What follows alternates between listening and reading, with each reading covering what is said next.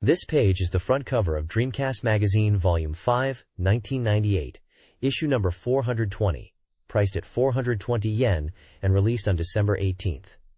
The cover highlights several games, including Sonic Adventure, Shenmue, which is noted as To North, White Illumination, which was an early title for Shenmue, Climax Landers, known internationally as Landstalker, Treasure of the Kings, Aero Dancing F Evolution, known as Aerowings 2, Airstrike, Virtual on Oratorio Tangram, and Godzilla Generations. The magazine includes special features, like a sticker, a foolproof sticker, a double feature covering a Dreamcast complete guide, handling instructions, and Dramaga-style special storage tips. It also mentions strategy articles, and tips will be within the magazine. Featured games also include Sakura Wars and Winning Post 3. This page is advertising the Shenmue production announcement meeting, scheduled for December 20, 1998, at Pacifico Yokohama National Convention Hall. There will be 3 sessions throughout the day, each accommodating 5,000 people. The event promises special guests, including Hiroshi Fujioka and Executive Director Yukawa. Additionally, there is information about a Shenmue 5 Major Cities Production Announcement Meeting Tour in January 1999, visiting Osaka, Fukuoka, Sapporo, Sendai, and Nagoya on different dates. Each location will have sessions with varying capacities.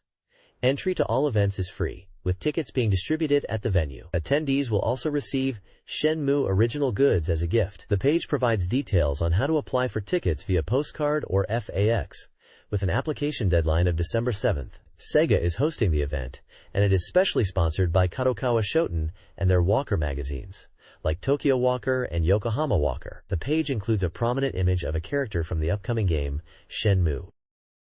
This page is an advertisement for Virtua Fighter 3 TB on Dreamcast. It highlights the game as a 3D fighting action title. The advert mentions that the game features 400 battles and includes the character Higson Gracie, emphasizing a world-class fighting experience where skills and power are tested. It also teases Project Berkeley, which is the working title for the highly anticipated game Shenmue, as a special bonus disc included with Virtua Fighter 3 TB. The game is priced at 5,800 yen.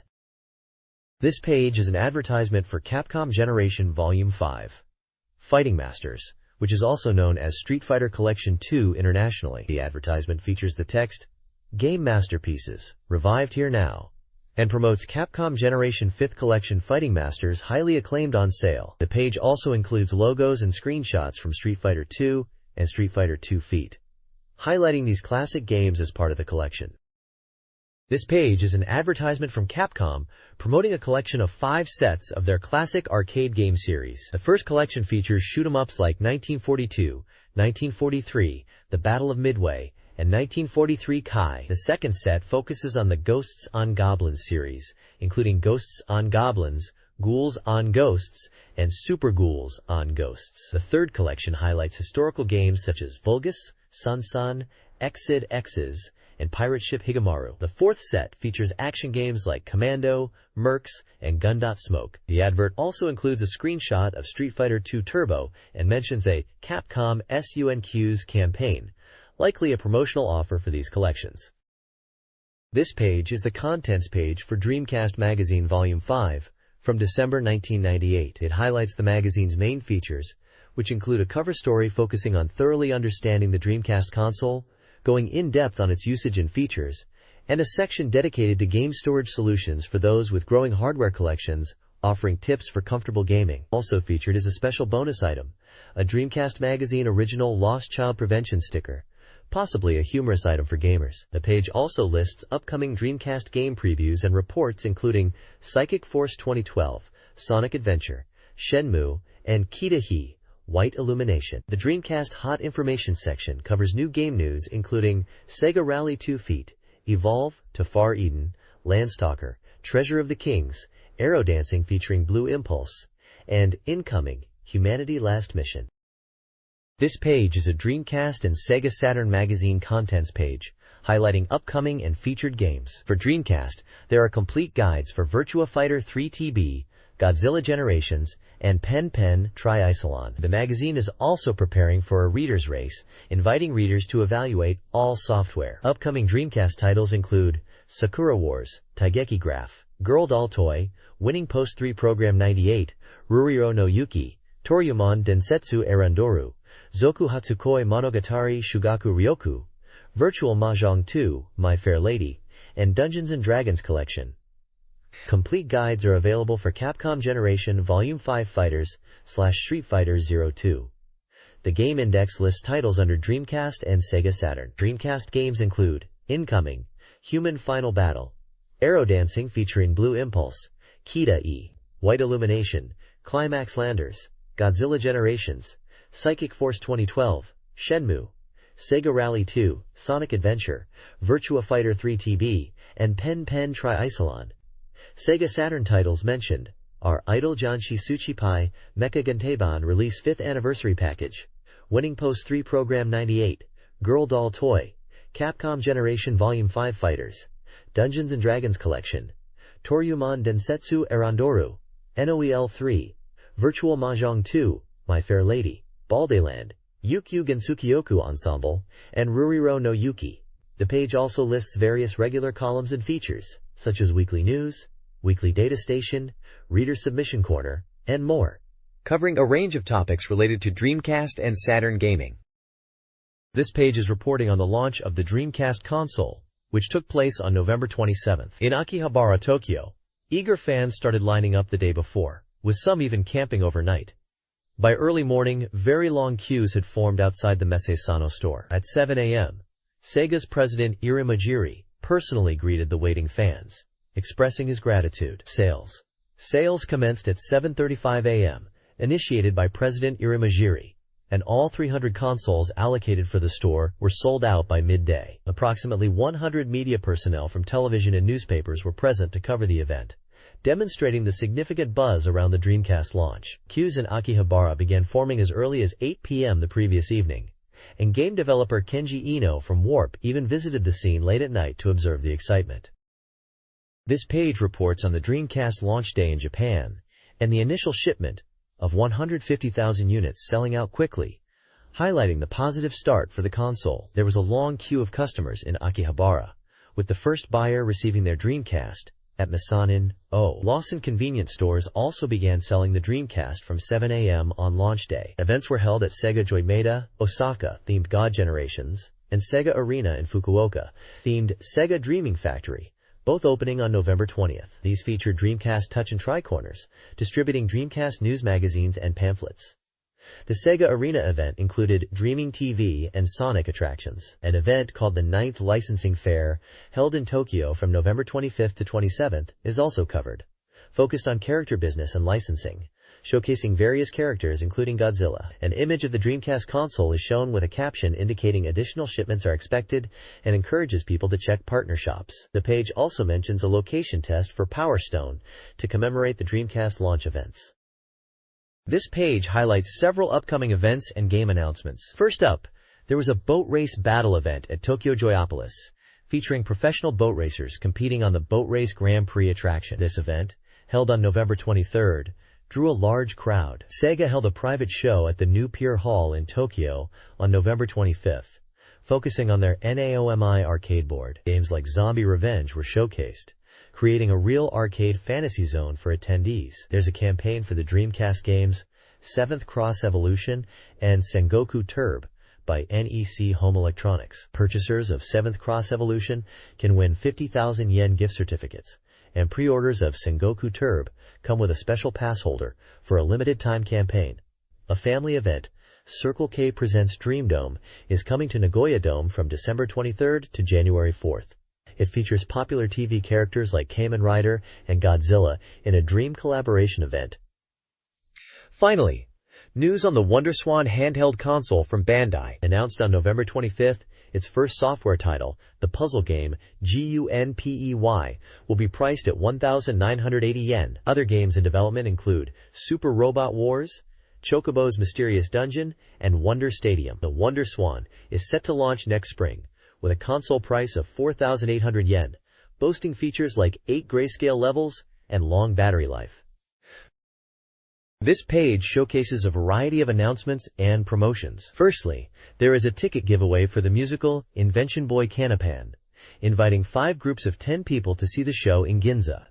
Next up, there's a campaign where purchasing 2 Arcade Gear's Sega Saturn titles will get you a non-for-sale screensaver. Moving on, it mentions a pre-release sales event at Messi Sano in Akihabara for the Dreamcast game Des Crimson, where limited edition telephone cards were sold and lottery prizes like t-shirts and posters were available. There's also an announcement for the upcoming OVA releases of Getter Robo, specifically Volumes 2 and 3, with Volume 2 featuring Shin Getter Robo. Lastly, there's an event called Third Let's Christmas on the Net, described as Japan's largest online Christmas party hosted by the GooFriend virtual community. Below these announcements are advertisements for several music albums, including Presage by Mana Komori, Non by Non, Steel and Silk, Julia Mazda by Julia Mazda, and the Beatmania 3rd Mix Complete original soundtrack. Finally, there is a section detailing how to apply for the presents mentioned on the page. This page is an introductory feature for the Dreamcast console, published a week after its release. It points out that many new owners are likely too busy playing games and exploring the online features to read the instruction manual properly. The article aims to highlight essential points to understand and remember about the Dreamcast in order to enjoy it for a long time and to ensure it is treated with care. The page features a large image of a Dreamcast console with its lid open, showcasing the internal motherboard and components. The title at the top right reads, Feature Article, Inside Story, suggesting this article will delve into the inner workings or important aspects of the Dreamcast hardware. This page is titled, Dreamcast Stripped Bare, Instruction Manual, and serves as an introduction to the internal components of the Dreamcast. It highlights the warning against disassembling or modifying the console, but caters to curiosity by showcasing the parts inside. The page displays numbered images of various Dreamcast components including the motherboard, power supply unit, GDROM drive unit, controller board, cooling fan, and modem unit. It also details the visual memory unit and elaborates on the motherboard, mentioning the SH4 and PowerVR 2DC chips as the heart of the Dreamcast. The article points out the compact and highly integrated design of the Dreamcast, emphasizing its advanced technology and cost-effectiveness. It mentions the use of heat sinks for thermal management, and that the GDROM drive is manufactured by Yamaha. The text also mentions the modem chip, having a large market share globally, and being a product of Rockwell. The visual memory is described as simple and using flash RAM, eliminating the need for batteries to retain data, and notes the speaker is on the left side of the unit. Finally, it mentions that the CPU of the Dreamcast is the SH4, and the board is nicknamed Katana. This page from the Dreamcast manual explains important points about setting up the Dreamcast console correctly. It first addresses the included stereo AV cable, clarifying that while it's stereo, it can still be used with mono televisions by adjusting audio settings in the Dreamcast menu. However, it emphasizes that video input is essential for connecting the Dreamcast, and there are no alternative cable plans for TVs without it. Optional terminal and stereo AV cables are available for purchase separately for improved video quality. The manual then warns about incorrect setup leading to fire and malfunctions and details 3 key points for proper placement: ensuring a horizontal surface for correct GDROM operation, providing sufficient space around the console for ventilation to prevent overheating, and avoiding hot locations due to the Dreamcast's sensitivity to heat. Several examples of bad placement are illustrated, such as placing the console vertically, covering it with objects like books or blankets, putting it on a hot surface like a stone pot, or placing it on a cushion. Even vibration dampening using bricks is shown as an example of something that's unnecessarily over the top. The manual stresses that improper setup can cause various issues including screen freezes, drive malfunctions, power problems, overheating, data loss, and even potentially fire, urging users to consider these points carefully for safe operation. This document outlines key features and considerations for the Dreamcast console. The Dreamcast includes a screensaver to prevent CRT burn-in, activated after idle time on the main menu. During startup, avoid pressing any buttons to ensure proper controller calibration. Always wait for discs to stop spinning before removal to prevent damage. Resetting is achieved via A plus B plus X plus Y plus start. In-game resets to the title screen. From the title screen, it goes to the main menu. The Dreamcast automatically records play history in its main memory, up to 100 sessions, used by Sega for trend analysis. The main memory also stores the main body ID and network settings, backed by a battery. Lastly, the Dreamcast has a clock function, powered by a rechargeable battery that lasts roughly 20 days unplugged. This page delves into the usage of the Dreamcast Visual Memory Unit, VMU, explaining how to utilize it effectively. Section A clarifies that the standard Dreamcast controller has 2 VMU slots, allowing up to 8 VMUs to be connected simultaneously for data management. The magazine tested this and confirmed that all data could be managed without issues in the file management screen. Section B explains that while each controller has 2 VMU slots, during gameplay, some games, like Pen Pen Triicelon, might only recognize the VMU in the top slot. For games supporting both slots, the VMU with game data will be displayed at the bottom on the VMU screen. Section C is a warning against removing the VMU while data is being read or written, as this could lead to data corruption. The column section titled, Real Recording! We tried operating at 5 degrees Celsius. Details an experiment where they tested the Dreamcast's functionality in a cold environment of 5 degrees Celsius. They successfully demonstrated that the Dreamcast operated without problems at this temperature, suggesting it can handle cold environments. It also briefly mentions the Dreamcast's cooling fan system, explaining that it cools the system by transferring heat from the chips through conductive wires to a fan for efficient heat dissipation. This page answers common questions about the Dreamcast. Firstly, it clarifies that despite using GDROM media, the Dreamcast can indeed play standard music CDs, dispelling any initial concerns some users may have had. Secondly, it explains the certification number, S983073J, found on the Dreamcast modem. This number is a certification issued by the Electrical Communication Terminal Examination Association after approval from the Minister of Posts and Telecommunications, indicating compliance for data terminals like telephones and faxes. It was issued on August 19, 1998. Thirdly, it addresses the year 2000 problem. It explains that the issue stems from date management, using only the last 2 digits of the year. However, it assures readers that the Dreamcast handles dates with 4 digits, so the 2000 problem should not affect the console's internal clock or cause malfunctions. Finally, it provides advice on what to do if your Dreamcast malfunctions. It recommends first checking the instruction manual. If the issue persists, contact the retail store where you purchased the console, or the Dreamcast Support Center. Contact details for both East and West Japan service centers are listed, along with a toll-free number for general inquiries. There's also a small column explaining that GDROM is a proprietary disk format capable of holding approximately twice the data of a standard CD-ROM, about 1 gigabyte. It was created to increase storage capacity and implement copy protection against CD-R duplication.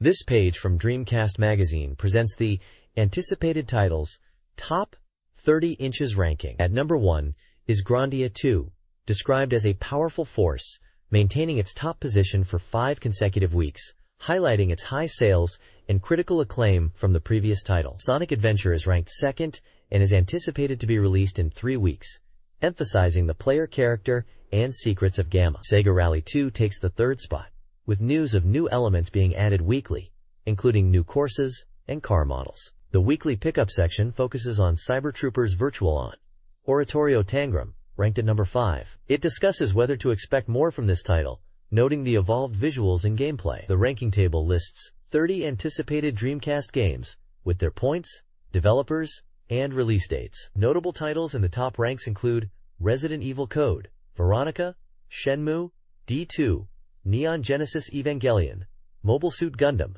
King of Fighters, Puyo Puyon, Blue Stinger, Psychic Force 2012, Sega Pocket Club Football, Get Bass and Power Stone. At the bottom of the page, there are sections for Akihabara Denogumi Patapais and Popnin Music, showcasing screenshots and brief descriptions of these games.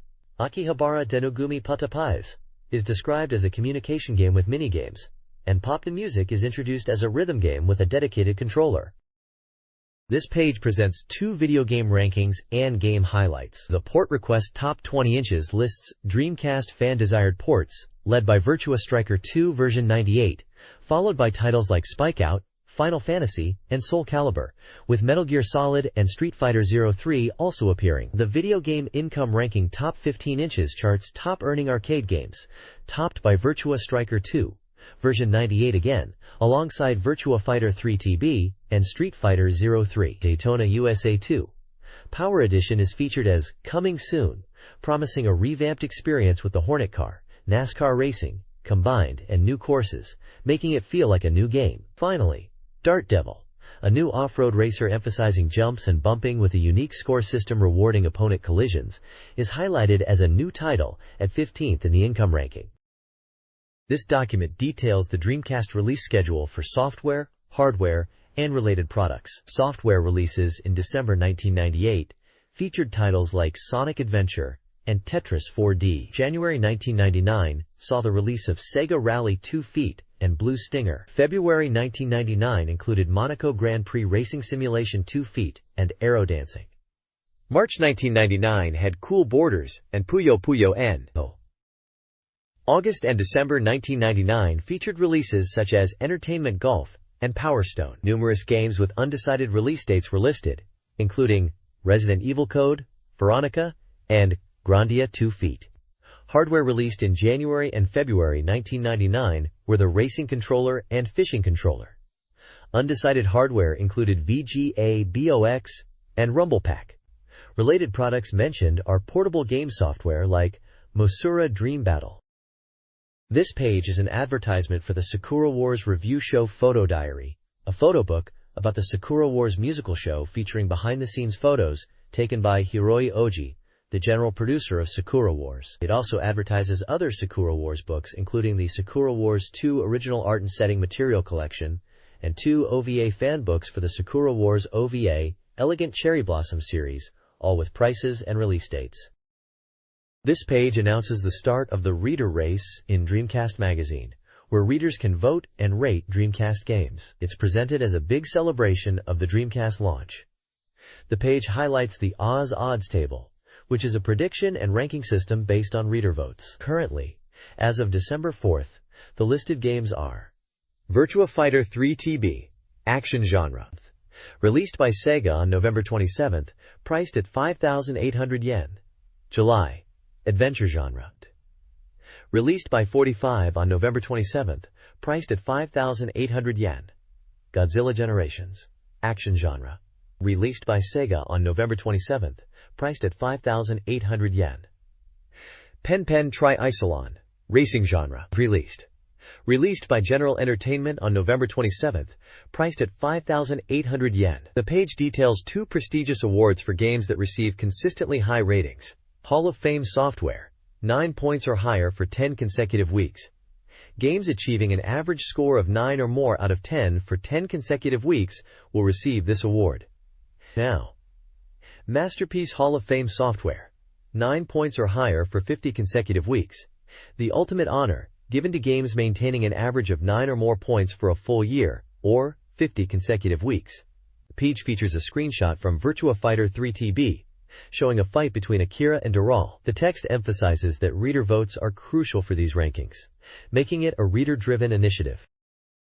This page details a reader race contest in Dreamcast Magazine. It answers frequently asked questions about participation, confirming that peripherals can be voted for, comments should be game impressions, up to 5 software titles and 5 peripherals can be voted on, and a prediction game involves guessing game rankings. The page lists Odds Target, Dreamcast peripherals, the arcade stick, Dreamcast keyboard, Dreamcast controller, visual memory, and digital memo, all released on November 27th by Sega at different prices. Readers' comments include opinions on CD debuts, present ideas, and Dreamcast console longevity compared to Saturn. Instructions explain how to apply for the reader race, which involves predicting the ranking of the game Pen Pen Tri-Isolon. An example application form lists several games including Dreamcast Sotsuron, Virtua Fighter 3 TB, Pen Pen Tri-Isolon, Godzilla Generations, and July, along with Dreamcast peripherals. Weekly prizes for participants include a Dreamcast arcade stick and visual memory. The odds prediction game also focuses on Virtua Fighter 3 TB, asking readers to predict its odds score. This page is a preview for the Dreamcast version of Psychic Force 2012. The article highlights that after initial reports of a console port, fans have been eagerly awaiting news and are now seeing the impressive visuals of the Dreamcast version. It emphasizes that the screenshots shown, unless otherwise noted, are all from the Dreamcast version. The article boasts that the Dreamcast version graphics are so close to the arcade version in quality that it's hard to believe it's still in development. There's a section comparing the arcade and Dreamcast versions side by side, showcasing the visual fidelity of the Dreamcast port. It points out that the Dreamcast version is visually stunning and rivals the arcade original in terms of beauty. The text mentions the screenshots are from the special move Shearbing Wall and emphasizes how close the Dreamcast version is to the arcade in terms of visual quality, despite being a development build, only missing things like arcade gauges. This page is all about the Dreamcast version of Psychic Force 2012, referred to as the cast version. It's highlighted as being playable with joysticks, emphasizing the arcade-like experience on Dreamcast. The page mentions that this 2012 version expands on the 360-degree aerial battles from the original arcade game. A key feature is the inclusion of Emilio with golden wings as a playable character, in addition to the standard 1P, 2P, and boss colors. It's stated that while performance remains the same, the animations are different, which is a treat for fans. Apparently, there are 4 types of Emilio, available in the Dreamcast version as an original element. The different versions feature varying animations, such as a sorry motion for the golden-winged Emilio, which was changed from a more aggressive animation to better suit the character. The page also features screenshots of the game in action on Dreamcast, and promotional panels that were displayed at the game's unveiling event, suggesting the golden-winged Emilio is now playable as your main character. There is also a mention of a Making of 2012 in DC interview on page 26.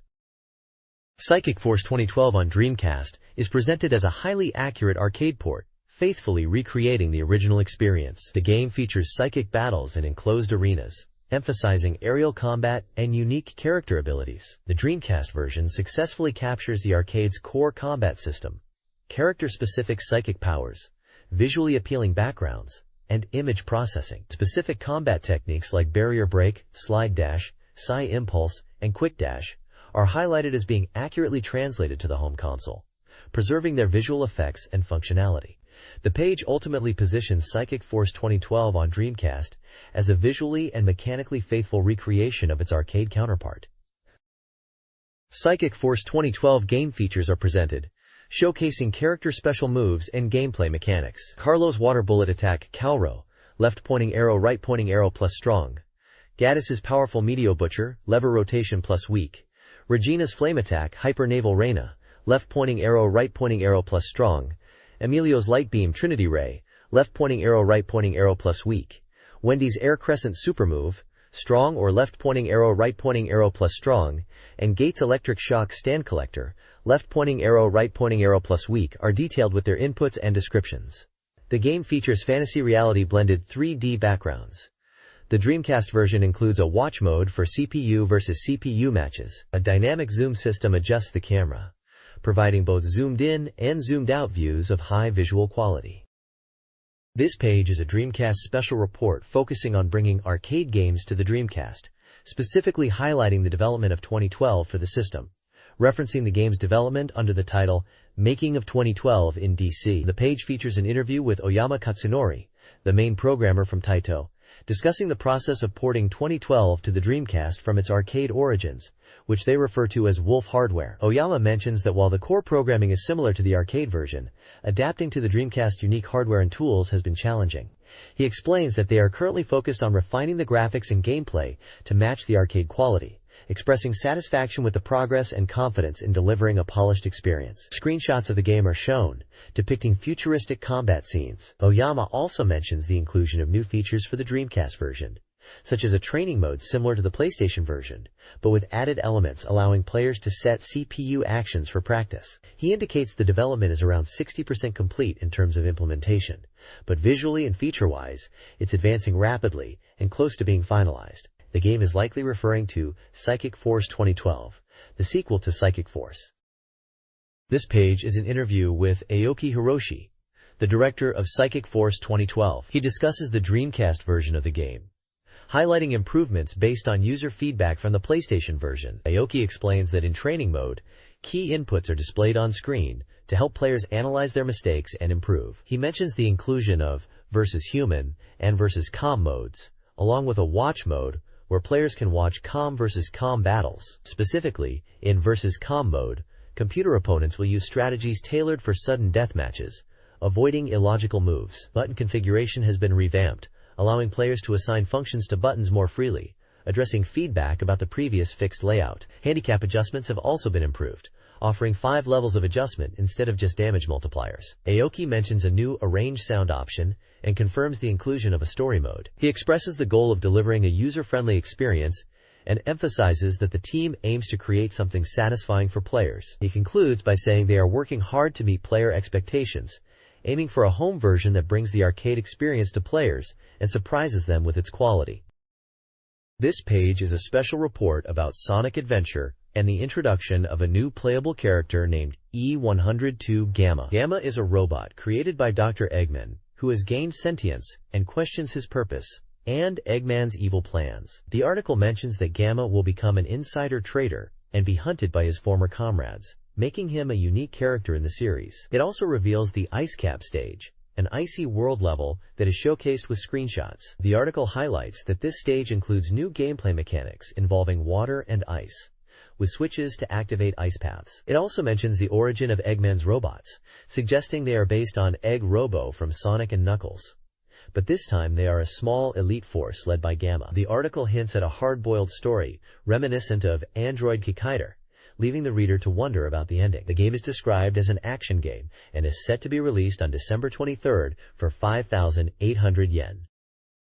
This page focuses on the Dreamcast game Sonic Adventure, showcasing the menacing robots created by Dr. Eggman. The page highlights Zero, a powerful robot distinct from the E-series, whose primary mission is to relentlessly pursue Amy Rose. It is hinted that Zero's target is not Amy herself, but something she possesses, possibly connected to the Chaos Emeralds and a small bird she is holding. The page also introduces the E100 series robots, E103, E101, E104, and E105. E103 is described as blue and sharing a similar design style with E101 to E104. E101 is black and built for high-speed movement, capable of folding its legs for wheel-based locomotion. E104 is orange and equipped with a gun arm, and is depicted in a game over scene confronting Gamma. E102. E105 is composed of 3 units, characterized by an attack-oriented style. The text indicates Eggman's robot army consists of 5 units, and their mission is to defeat Gamma and locate Froggy, belonging to Big the Cat. The next page is about the Sega Saturn release of Sonic 3D, Flicky's Island, known as Sonic 3D Blast in America. It's highlighted as a scoop with an emergency announcement for its January 14th release at 3,800 yen. The page emphasizes that this is a slightly different Sonic world and describes the gameplay objective as rescuing Flickies from enemies. Screenshots show familiar elements like Tails and Knuckles stages, bonus stages, and Chaos Emerald collection. The article expresses excitement about the revival of this software and features an interview with someone involved in the game's development, discussing its origins as a 16-bit title and its transition to 32-bit systems, crediting Traveler's Tales for its development. The page also shows the game's package artwork.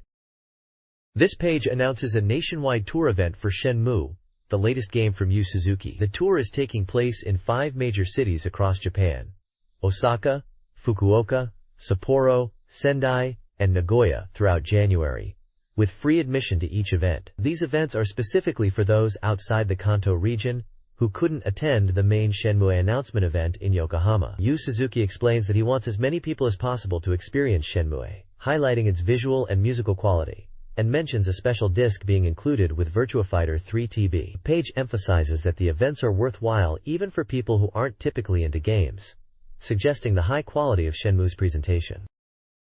This article discusses new information about Yu Suzuki's Shenmue, focusing on a recently revealed mysterious character named Katana Budao. Displayed on posters similar to those of Rei Shenfa, Katana Budao is depicted with a turban and sharp gaze, likely the previously seen statue character. These posters, part of a deliberate long-term advertising strategy, only feature the character's name to build intrigue. Despite 3 years in development and ample material, Shenmue's publicity is managed carefully, with information released gradually to heighten curiosity. The article notes Shenmue's unique movie poster-like promotion, aiming to create significant anticipation so the final game exceeds expectations. Separately, a screenshot showcases Reverse Run, Animal Series, an AM2 project demonstrating CG realism with prominent animal features, referencing the horses of Daytona, USA.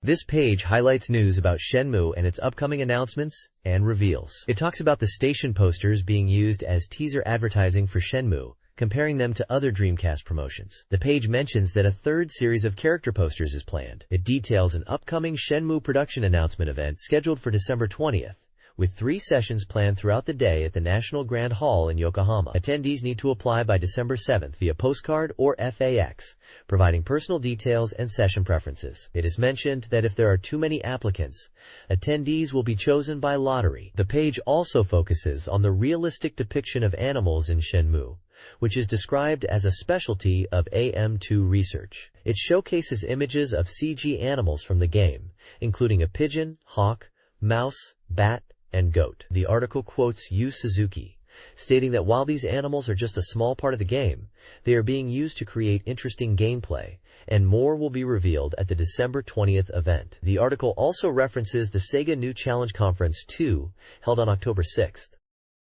This page features a preview for the Dreamcast game Kita-e White Illumination, a dating simulation game set in Hokkaido, Japan. The page acts as a date spot map, showcasing locations within Hokkaido that appear in the game. It details different areas and romantic date spots. In Sapporo, locations include Hitsujigaoka Observation Hill, Sapporo Beer Garden Hall, Stairs Cafe, and various other spots. Otaru features the canal, Sakaimachi Street, Tanya Liquor Store, and Otaru Canal Art Museum. Furano highlights Farm Tomita and Himawari no Sato. Kushiro's spots include the Kushiro Marsh Observatory and Oneto. Other areas mentioned are Chitose, Tomakomai, and areas around Lake Shikotsu. The page also introduces some of the main female characters. Sakuramachi Yuko, who is associated with Chitose and Tomakomai driving. Aita Megumi, who is connected to Lake Shikotsu sightseeing and air self-defense force-based tours. Haruno Kotori is featured in the Furano area, known for its nature. And Hano Kayori is shown researching food in Sapporo. Screenshots show the characters in game settings like Otaru's Glass Craft Gallery, Sapporo Sightseeing, and Susukino. The game is presented as a virtual Hokkaido trip experience. This page is dedicated to the visual novel game To the North, White Illumination. It highlights scenic spots related to the game. The page features character introductions for Sakyo Hanaka, Tanya Lipinski, Shina Kayoru, and Satonaka Kozue. The text boxes describe Farm Tomita as a famous lavender field in Furano, Hokkaido, known for various flowers enjoyable from spring to autumn, which is a location in the game. Another text box mentions Lake Mashu and Lake Kusharo as scenic spots featured in the game. The special report section indicates the game is 80% complete and lists features like Hudson, travel communication, a planned release in February 1999, an undetermined price, and being for one player. The text below these points elaborates on the Dreamcast version, stating that while the release is still a little ways off, To the North is highly anticipated, and this time, game locations are introduced with maps. It emphasizes exploring Hokkaido's terrain before the game's release. This page is a preview for the game Kita-e White Illumination. It highlights Sapporo and Otaru as key locations in the game, describing them as places the main character will visit. Sapporo is described as the central hub of the game, featuring locations like Ramen Alley and Hitsujigaoka Observation Hill. Otaru is presented as a glasswork town, showcasing places like the Otaru Canal and Otaru Art Village Hall. The page also emphasizes the importance of character expressions in the game, noting how the girls in Kita-e show a variety of lifelike emotions, a key feature according to previous interviews with NOCCI Chai. The character expressions are shown in detail, and it's mentioned that even though the main character is cheerful, she also has moments of sadness and other complex emotions. The main female character shown is Haruno Sayuri.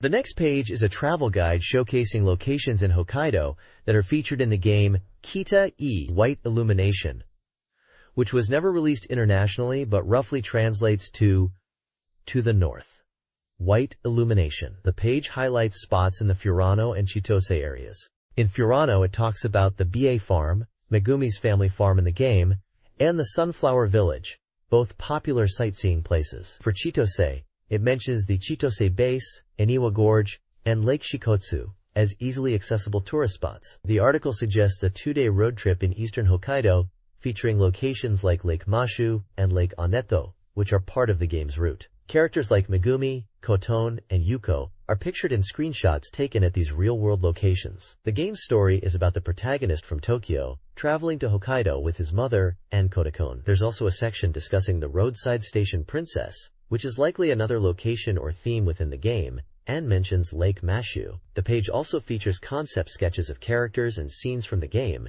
emphasizing the bright and cheerful nature of the characters, particularly Kotone. This page is all about Sega Rally 2 on the Dreamcast and announces a new course called Desert SS2, which is a revamped version of the desert course from the original Sega Rally. The article highlights the significant power-up in graphics for the Dreamcast version compared to the Saturn version, making it a completely different experience. It mentions that even those familiar with the previous desert course will be surprised by the improvements. The article details how the Desert S2 course has been recreated for the Dreamcast, focusing on enhanced graphics and a different feel due to updated visuals and potentially different gameplay timings. The page also includes screenshots comparing the Saturn and Dreamcast versions, emphasizing the visual leap. It lists the Japanese release date as January 14, 1999, the price of 5,800 yen, and features like race game genre, support for versus play, communication battles, and compatibility with racing controllers. The article suggests that players will be able to enjoy a similar driving experience to the original Sega Rally's desert course, but with the enhanced capabilities of the Dreamcast.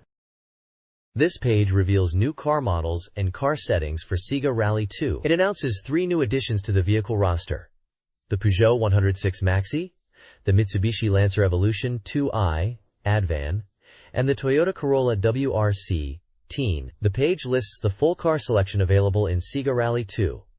It details the car setting mode, emphasizing the depth of customization possible. Players can adjust settings across 8 categories: co-driver voice selection with male or female options, transmission type between manual and automatic, tire type selectable from 11 varieties, gear ratio adjustable in 10 levels between low and high, front and rear suspension with 10 levels of stiffness from soft to hard, steering response between loose and quick, and brake effectiveness also adjustable across 10 levels from loose to quick. It highlights that car settings can be used in championship mode and time attack mode. This page previews the Dreamcast game Evolution, The World of Sacred Device. Developed by Sega, ESP, and Sting, this RPG is slated for release on December 23rd, priced at 5,800 yen, and is for 1 player. The article highlights that the game is nearing completion, with new events and game system details to be revealed. The preview introduces the protagonist Mag, a young and energetic adventurer investigating ruins. The game's story begins in dungeons and involves treasure hunting, rivalries, and dialogue-driven gameplay. The page showcases 4 scenes. Firstly, 2 characters cooperating to explore ruins, followed by a scene where high-level traps are activated, putting the characters in danger. Then, Mag escapes and discovers a wall painting, seemingly related to treasure. Finally, the rival character Chain Gun, a gun expert's daughter, makes an appearance, criticizing Mag for involving ordinary people like Linear in dangerous ruins. The article also mentions game mechanics, including traps that appear in the main game, and random effects for HP recovery and warping. This page highlights the game Pepper Box, which seems to be an adventure game. The first section talks about meeting Pepper in Soshite, a place for adventurers. Pepper is described as confident and appears in Mag's town. The purpose of her visit to Panem Town is questioned. The Chain's cipher frame section mentions that Chain can fly for short periods and utilizes this ability in movement and battles. Screenshots show in-game action with characters Mag, Linnea, and Pepper, along with their health and status. Another section, One Step Ahead Chain, Mag is Angry, depicts a scene where Chain makes Mag upset, suggesting character interactions and story elements. Finally, Work Reward is Part-Time Job seems to hint at gameplay progression and rewards, showing characters like Gray in an interior setting, possibly indicating quests or tasks within the game.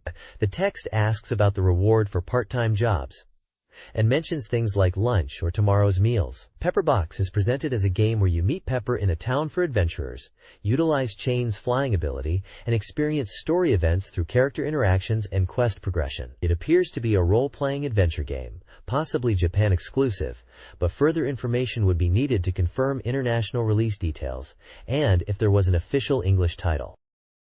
This page showcases the Panem Town Guide, revealing all of Panem Town, which serves as a base for ruin exploration in the game Evolution, Eternal Dungeons. The guide details 4 key locations within Panam Town and what players can do in each. Firstly, Launcher's House and Private Airfield is introduced as Mag's home, where players can recover HP by resting, store items, and befriend Gore. The airfield, located outside town, allows players to fly to ruins using their private plane after accepting a job at Société. Secondly, the Archaeological Research Institute Société is described as a museum-like institution where receptionist Nina introduces quest details. Here, players can accept exploration quests, receive rewards, and obtain items found in ruins. Thirdly, the Sci-Frame Modification Shop is presented as a place to upgrade the Sci-Frame by spending money, enhancing parts obtained from ruins, attaching new parts, and expanding equipment slots. The shop also functions as an item store,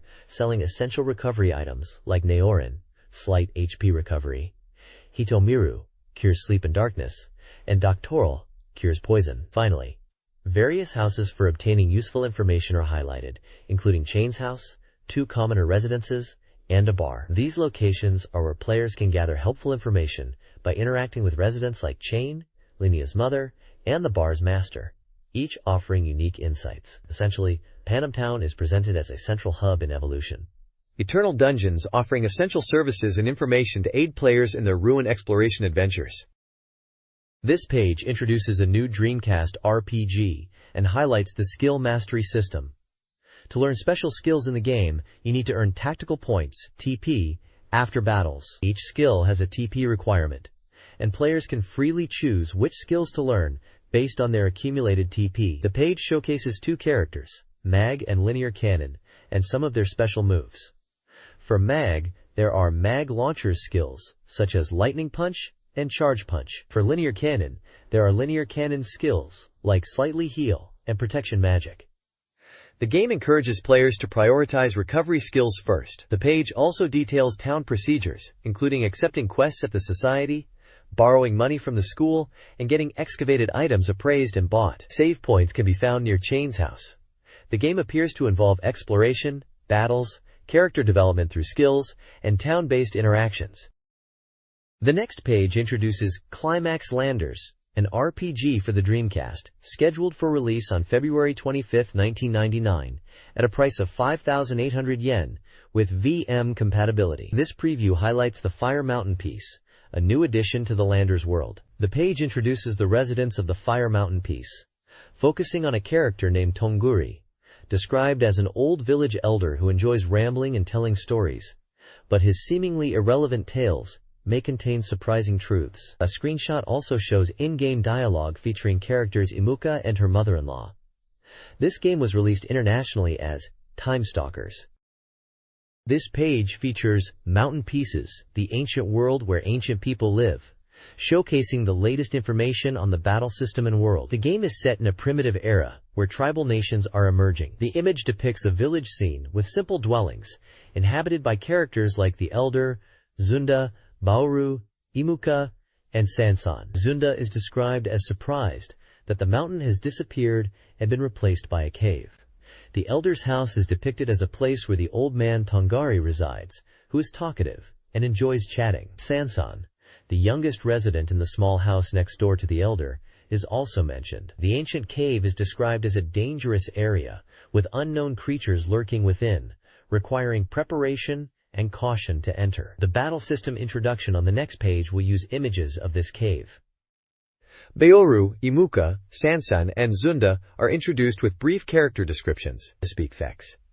Baoru listens to the Elder's stories and recognizes Sword as the hero destined to save the world. Imuka is Baoru's wife, depicted as a kind woman worried about unusual occurrences in the village and the safety of Baoru. Sansan is a slender youth, described as timid but with a surprisingly strong and curious side. Zunda is an energetic primitive man who excitedly jumps into the fray when Sword appears in his world. This page introduces dungeon exploration and combat systems for upcoming Dreamcast games. It highlights the movement and encounter systems, focusing on how to navigate dungeons and engage enemies. The page explains the use of a radar system to detect enemies, items, and traps in real time, enhancing player awareness in dungeons. It details the auto-mapping feature that automatically records explored areas, aiding navigation. The on-screen display is explained, showing vital stats such as HP, MP, VIT, and LV, essential for RPG gameplay. Overall, this page previews fundamental RPG mechanics expected in Dreamcast dungeon crawling titles, emphasizing movement, map awareness, and real-time information management. The next page talks about the game Encounter and its battle system, emphasizing how enemy actions are determined by their combat intent. It explains that not all enemies are automatically hostile, and their combat intent dictates their behavior. The page details 3 levels of combat intent: high, medium, and low to escape. High intent means the enemy will immediately attack. Medium intent indicates they might attack, but could also be avoided. And low intent might lead to enemies ignoring the player or even running away. The page describes the battle commands available, including Tech, which uses VT points for attacks; Magic, which uses MP for powerful spells; Items, Guard, to reduce damage; Escape, Information, to check enemy status; Movement, to reposition in battle; and Persuasion, to attempt to recruit monsters, though success is not guaranteed. Screenshots illustrate gameplay and battle scenarios, showing different enemy behaviors based on their combat intent and the available battle commands. This page showcases the game Arrow Dancing, featuring Blue Impulse for Dreamcast. It highlights the exhilarating feeling of acrobatic flight that the game offers. The game is described as an acrobatic flight simulation, where players can experience intense air battles and displays. The page mentions the game is 40% complete and was scheduled for a February release from CRI, priced at 5,800 yen. It is advertised as an acro flight simulation with 4-player simultaneous play available. There's a section focusing on the aircraft selection, specifically the T4 Blue Impulse, which is described as the main plane in the game, used by the Blue Impulse team. Basic specifications for the T4 are listed, including a wingspan of 9.9 meters, length of 13.00 meters, height of 4.6 meters, 2 crew members, maximum takeoff weight of 5,500 kilograms, range of 1,300 kilometers, and maximum speed Mach 0.9. The text emphasizes the detailed aircraft available in the game and encourages players to check out their performance. It mentions that the game will feature famous aircraft used by the Air Self-Defense Force and that more planes are planned for inclusion.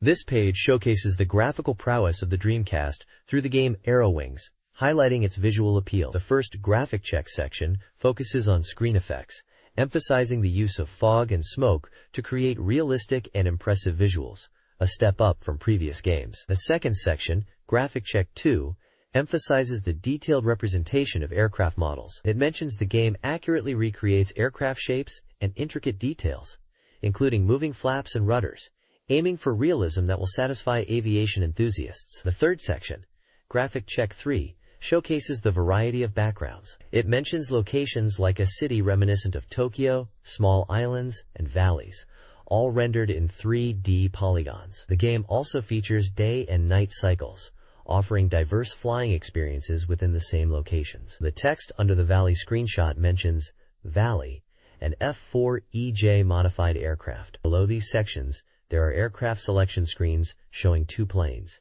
T2 Blue Impulse and F86F Blue Impulse. Specifications are listed for both. The T2 Blue Impulse is described as a supersonic advanced trainer, highlighting its unique flight capabilities compared to the T4. The F86F Blue Impulse is noted as an early generation Blue Impulse aircraft, promising a deeply immersive flight experience in the game. Arrow Wings is presented as a game where you can experience the Blue Impulse team and enjoy varied gameplay. This page showcases the Dreamcast game Arrow Dancing, highlighting its beautiful formation flight feature. The game allows players to experience close formation flying with detailed aircraft models and smoke effects. A key feature mentioned is the replay function, which lets players rewatch their flights from various angles, allowing for cinematic viewing of their acrobatic maneuvers. The game also allows players to use smoke in all modes, even with combat aircraft that wouldn't normally use it, enabling artistic freedom in the sky. Several aircraft are featured, including the T2 Blue Impulse, F2, F4EJ Kai, and F86F, each with screenshots and short descriptions of their characteristics and historical context. Menu screens for Craft Select and Aircraft Select are also shown, displaying detailed specifications for the F4EJ Kai and T4 aircraft, such as dimensions, weight, speed, and crew capacity, suggesting a detailed and realistic flight simulation experience. This page is about the smoke feature in air combat games, explaining that it's made from spindle oil injected into the jet exhaust. It shows gameplay of aerodancing, with 3 planes leaving colored smoke trails over a city. The page showcases 2 aircraft selections from the game, the F-15DJ and F-2. Game data is provided for both, including dimensions, crew size, maximum takeoff weight, and maximum speed. The F-2 is noted as being under development, and its flight range is currently unknown. The page highlights the visual spectacle of aerial displays with smoke in the game. This page is a report about the Air Self-Defense Force Iruma Base Air Festival. It describes the author's experience attending the festival and witnessing the Blue Impulse aerobatic team. The report details the impressive aerial displays, including the Diamond Takeoff Dirty Turn by 4 aircraft and the Tuck Cross maneuver by solo aircraft. The author reflects on their childhood dream of flying and is deeply impressed by the skill and dedication of the pilots, flying T-4 Dolphin jets, emphasizing the danger and immense pressure they face in performing such feats. The article concludes, as the preparations for the main Blue Impulse aerobatic performance begin. This page shows an article titled, An Eventful Day in the Evening Glow. It's a report on an airshow event featuring the Blue Impulse aerobatic team. The text describes the experience of watching the airshow, focusing on the emotion and spectacle of the aircraft maneuvers, such as the vertical climb and dispersal, and the corkscrew. It mentions specific aircraft like the Kawasaki C-1 transport plane and the T-33A trainer jet, noting the rarity of the T-33A. The article captures the feeling of awe and excitement at the airshow, reflecting on why people are drawn to the sky and the sense of freedom it represents. The closing paragraph mentions the author looking up at the sky after the Blue Impulse team departs, vowing to attend the airshow again next year. The photos showcase various aircraft in flight, including the Blue Impulse team performing aerial displays. This page announces that Incoming is nearing completion and entering the final stages of production for Dreamcast. It highlights a new game mode introduction and the start of the Scenario 1 Africa Strategy War. The article emphasizes the game's impressive movie-like demo play and the smooth 3D graphics. The completion rate is stated as 100%, with a release date set for December 23rd and a price of 5,800 yen. Developer comments express confidence that the game is a must-buy and is ready for players to enjoy. They mention the game is finally nearing release after a busy period, and they are eager for everyone to play it. This page is about the newly announced 2-player battle mode for a Dreamcast game, which introduces 2 exciting game types, Total War and Defense War. The 2-player battle mode lets players fight against each other using their favorite aircraft. In Total War mode, the objective is to deplete the opponent's strength gauge by skillfully employing combat techniques and aircraft abilities. The game is won by whoever can defeat more enemy aircraft within the time limit, demanding both speed and precision in attacks. Defense War mode is a cooperative experience where 2 players team up to protect facilities from waves of enemies. This mode emphasizes strategic teamwork and resource management. Players must coordinate their defenses to ensure the facilities withstand enemy attacks, with the defense gauge representing the facility's health. If the facility is destroyed, it leads to defense failure. The 2P battle mode offers customizable settings, including selectable battle areas, adjustable playtime, a choice of aircraft, and different battle methods. These options ensure varied and engaging multiplayer experiences. The screenshots illustrate intense aerial combat scenarios in both modes. This strategy guide outlines 10 phases for Scenario 1 Africa. First, battle engagement. Phases 1, 4, and 10 use self-propelled guns for defense, progressing from basic foes to heavy bombers, culminating in a final defense with guided missiles. Key tactics are precise aiming and continuous targeting. Helicopter combat in phases 2, 5, 7, and 9 involves engagements, bomber destruction with escorts, supply delivery, and intercepting tanks. Tactics include maneuvers, fighter prioritization, markers, and auxiliary weapons. Tank battles, phases 3, 6, 8, begin with aiming practice due to slow projectiles, advance with radar, and end facing agile light tanks, suggesting auxiliary weapons. Difficulty ranges from 1 to 3 stars, based on phase complexity. This page showcases upcoming Dreamcast software and game guides. It highlights Virtua Fighter 3 Team Battle on page 58, advertising a guide to master techniques that will even challenge expert players. Godzilla Generations is featured on page 72, mentioning Osaka and Nagoya as locations to conquer. Finally, Pen Pen Triathlon is on page 96, promoting a guide to conquer all courses and blades, offering practical advice for the game. The page title indicates this section is a Dreamcast Soft Complete Guide, suggesting in-depth coverage of these games. This page is from Dreamcast Magazine and focuses on Virtua Fighter 3 TB, known internationally as Virtua Fighter 3 Team Battle. It highlights the game's popularity, mentioning it's selling even better than the Dreamcast console in some areas. The page teases a making scene emergency scoop related to a TV commercial featuring martial artist Rickson Gracie as a Virtua Fighter character. The main article is a win rate UP lecture focusing on mastering counterattacks in the game. It's broken down into sections offering advice on using counterattacks in different situations, like when the opponent's attacks have few openings or during combos. There's also a checkpoint section about initiating aerial combos. The page notes the game's price at 5,800 yen, and its development codename was Project Berkeley. This guide explains advanced reversal attack techniques in Virtua Fighter 3 TB, specifically how to counter after blocking different types of opponent attacks. It's divided into 5 examples based on attack scenarios and difficulty. For quick strikes with few openings, difficult, punches, elbows, sidesteps, and Phoenix Wing palm strikes are suggested. Against rising attacks and dash hammer kicks, also difficult, punches or throws are recommended. Easier counters exist for low attacks, utilizing elbows and throws. Slow telegraphed attacks, easy, can be countered with throws or punch-kick combinations. Finally, for techniques creating distance, difficult, knee strikes are advised to close the gap and counter. The guide uses Virtua Fighter 3 TB screenshots to visually demonstrate these reversal strategies and techniques. The next page is a strategy guide for Virtua Fighter 3 TB. It focuses on counterattacks for Akira Yuki. The guide details air combo counterattacks and main counterattack techniques. It provides specific counterattack strategies against various characters such as Akira, Wolf, Pai, Jeffrey, Sarah, Jackie, Lion, Cage, Shun, Lao, Ashui, and Takaka. For each opponent, it lists recommended counter moves, their difficulty, and provides brief advice. The page emphasizes using counterattacks effectively with Akira in Virtua Fighter 3 TB.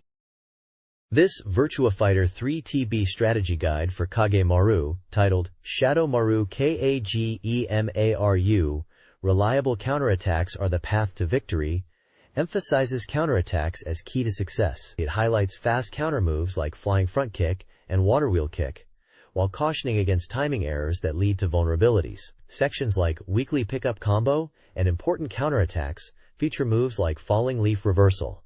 Matchup advice is provided for 13 characters. Against Akira, throws like Iron Mountain Collapse are suggested. Wolf is vulnerable to short shoulder attacks and knee blasts. Sarah is weak to double joint butt attacks. Pei's guard motion is hard to counter conventionally. Jeffrey requires close-range crouching attacks due to counterattack timing difficulty. Jack Carey's elbow spin kick needs guarding of the second hit. Lamu should be countered with falling leaf reversal, carefully timed. Against Cage, throws and running attacks are recommended. Shun offers few openings. Tonka is susceptible to flying front kick. Lion requires caution against low attacks. Atrocus special stances after guards are countered by crouching grass sweep attacks. This page is a Virtua Fighter 3 TB strategy guide page focusing on the character Pai Chan. It details counterattack strategies against various opponents. The page highlights weekly pickup extreme combos for Pai, showing sequences of button inputs and explaining their advantages. The main section, titled Pai's Possible Counterattacks, lists matchups against characters like Akira, Wolf, Sarah, Jackie, Jeffrey, Kagemaru, Shundi, Lion, Abui, Takarashi, and Lao Chan. For each matchup, the guide provides a table of example countermoves with their difficulty and effectiveness ratings. The page explains that guarding is the best chance to counterattack and gives general advice on reading opponents' moves and exploiting openings. It mentions that while Pai can counter lower and upper attacks, guarding is the most reliable way to shift the flow of battle. The guide emphasizes knowing the frequency of opponents' moves to anticipate and counter effectively, suggesting this knowledge will improve fighting ability. The next page is a Virtua Fighter strategy guide focused on Lao Chan. It's titled, This Week's Extra Combo, and part of a weekly pickup section, highlighting combo techniques. The page details main counter techniques for Lao Chan in various combat scenarios against different characters. It breaks down strategies against fighters like Akira, Pai, Wolf, Jeffrey, Jackie, Kagemaru, Shundi, Laku, Sarah, Akue, Takarashi, and Lion. For each opponent, there's a table of suggested counter techniques. Quote, the type of counterattack, and the difficulty to execute. It seems to be advising players on how to best use Lao Chan's moveset to counter specific opponents and situations in Virtua Fighter. It also highlights different combat scenarios, such as fastest upper-level attack, powerful middle-level attack, tricky big throw, and against opponents who are crouching. This page is a strategy guide for Virtua Fighter 3 TB, focusing on the character Wolf Hawkfield. It details how to effectively use throws and counterattacks with Wolf, emphasizing their importance in gameplay. The guide breaks down Wolf's counter strategies against various opponents, including Akira, Wolf himself, Pai, Jeffrey, Sarah, Lion, Jackie, Akoe, Lakao, Kage, Shun, Takaka, and Doral. Specific moves are listed for countering each character, along with general advice on exploiting openings and initiating combos, particularly highlighting the knee blast as a key move for combo starters. The page is structured with lists of techniques and counter moves categorized by opponent. This page is a strategy guide page for Virtua Fighter 3 TB, focusing on the character Jeffrey McWild. It highlights his main counterattack techniques, listing 4 key approaches, utilizing quick throws, knee attacks, powerful strikes, and techniques against crouching opponents. The page then details counterattack possible techniques against various characters in the game, such as Akira, Pai, Wolf, Lao, and others, providing specific move names and their effectiveness ratings for countering each opponent. It also features today's extra combo section, showing example combos for Jeffrey.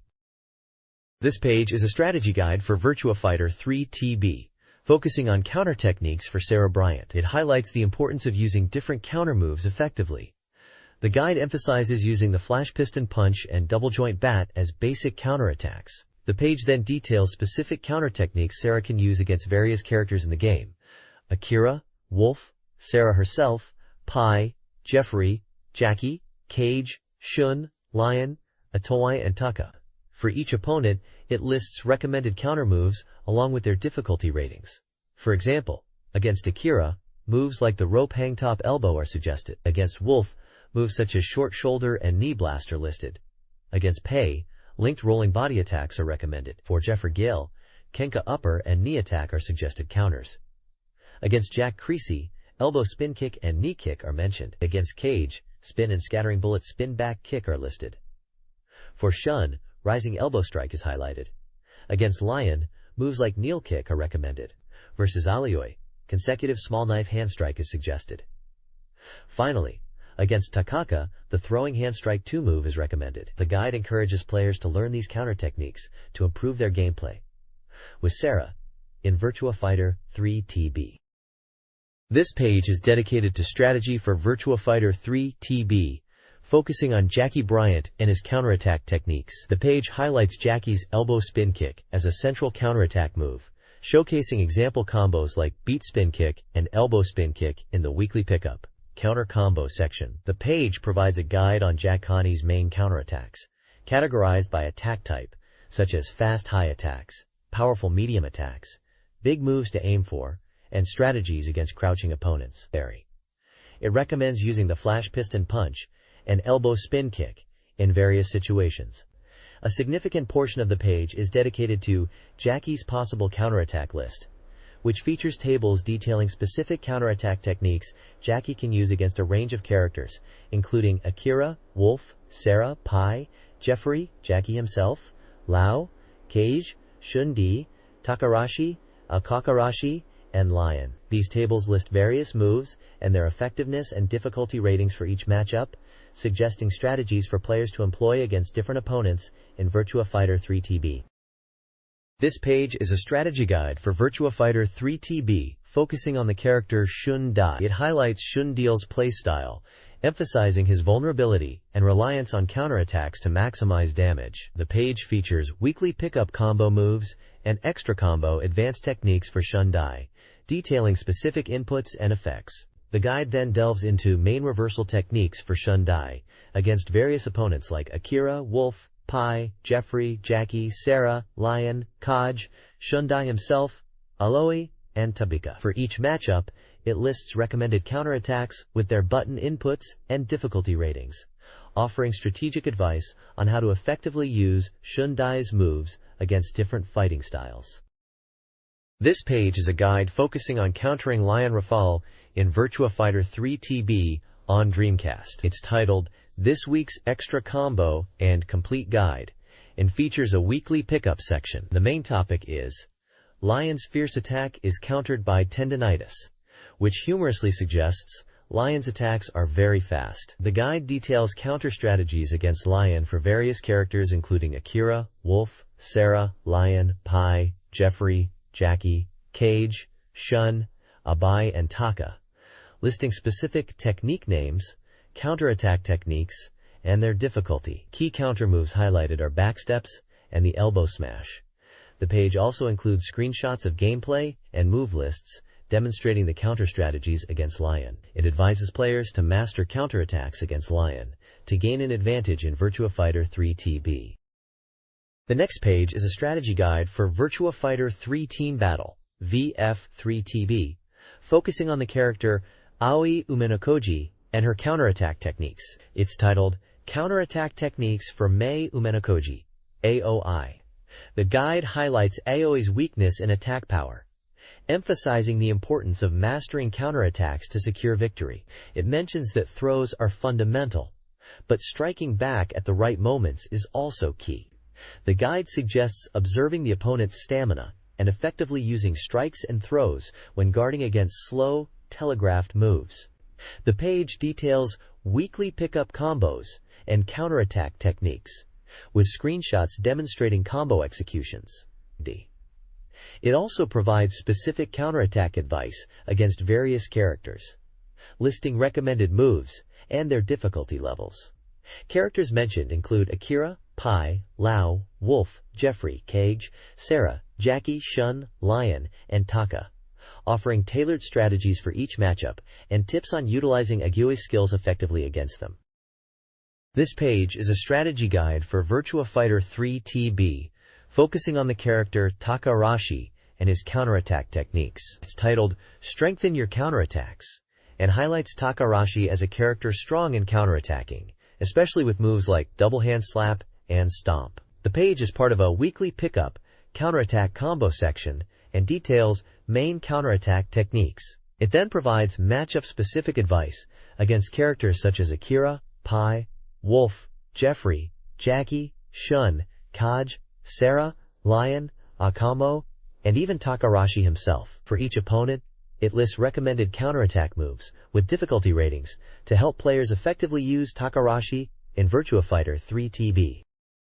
This page is a strategy guide for the Dreamcast game Godzilla Generations. It details Godzilla's three main attack methods: Body Blow, which is described as the most basic attack using the L or R buttons for tail attacks; Fire Breath, a wide-range attack effective for destroying buildings; and Special Move, a powerful attack activated by the X button when the gauge is at 70% or higher. The guide also explains combo techniques, specifically Tail Right Pointing Arrow Fire Breath combo and Fire Breath Right Pointing Arrow Body Blow combo for effectively destroying buildings. Screenshots demonstrate these attacks in gameplay, emphasizing how to use Fire Breath to weaken building foundations before finishing them off with other attacks. The guide aims to help players improve their destruction evaluation by mastering these attack combinations.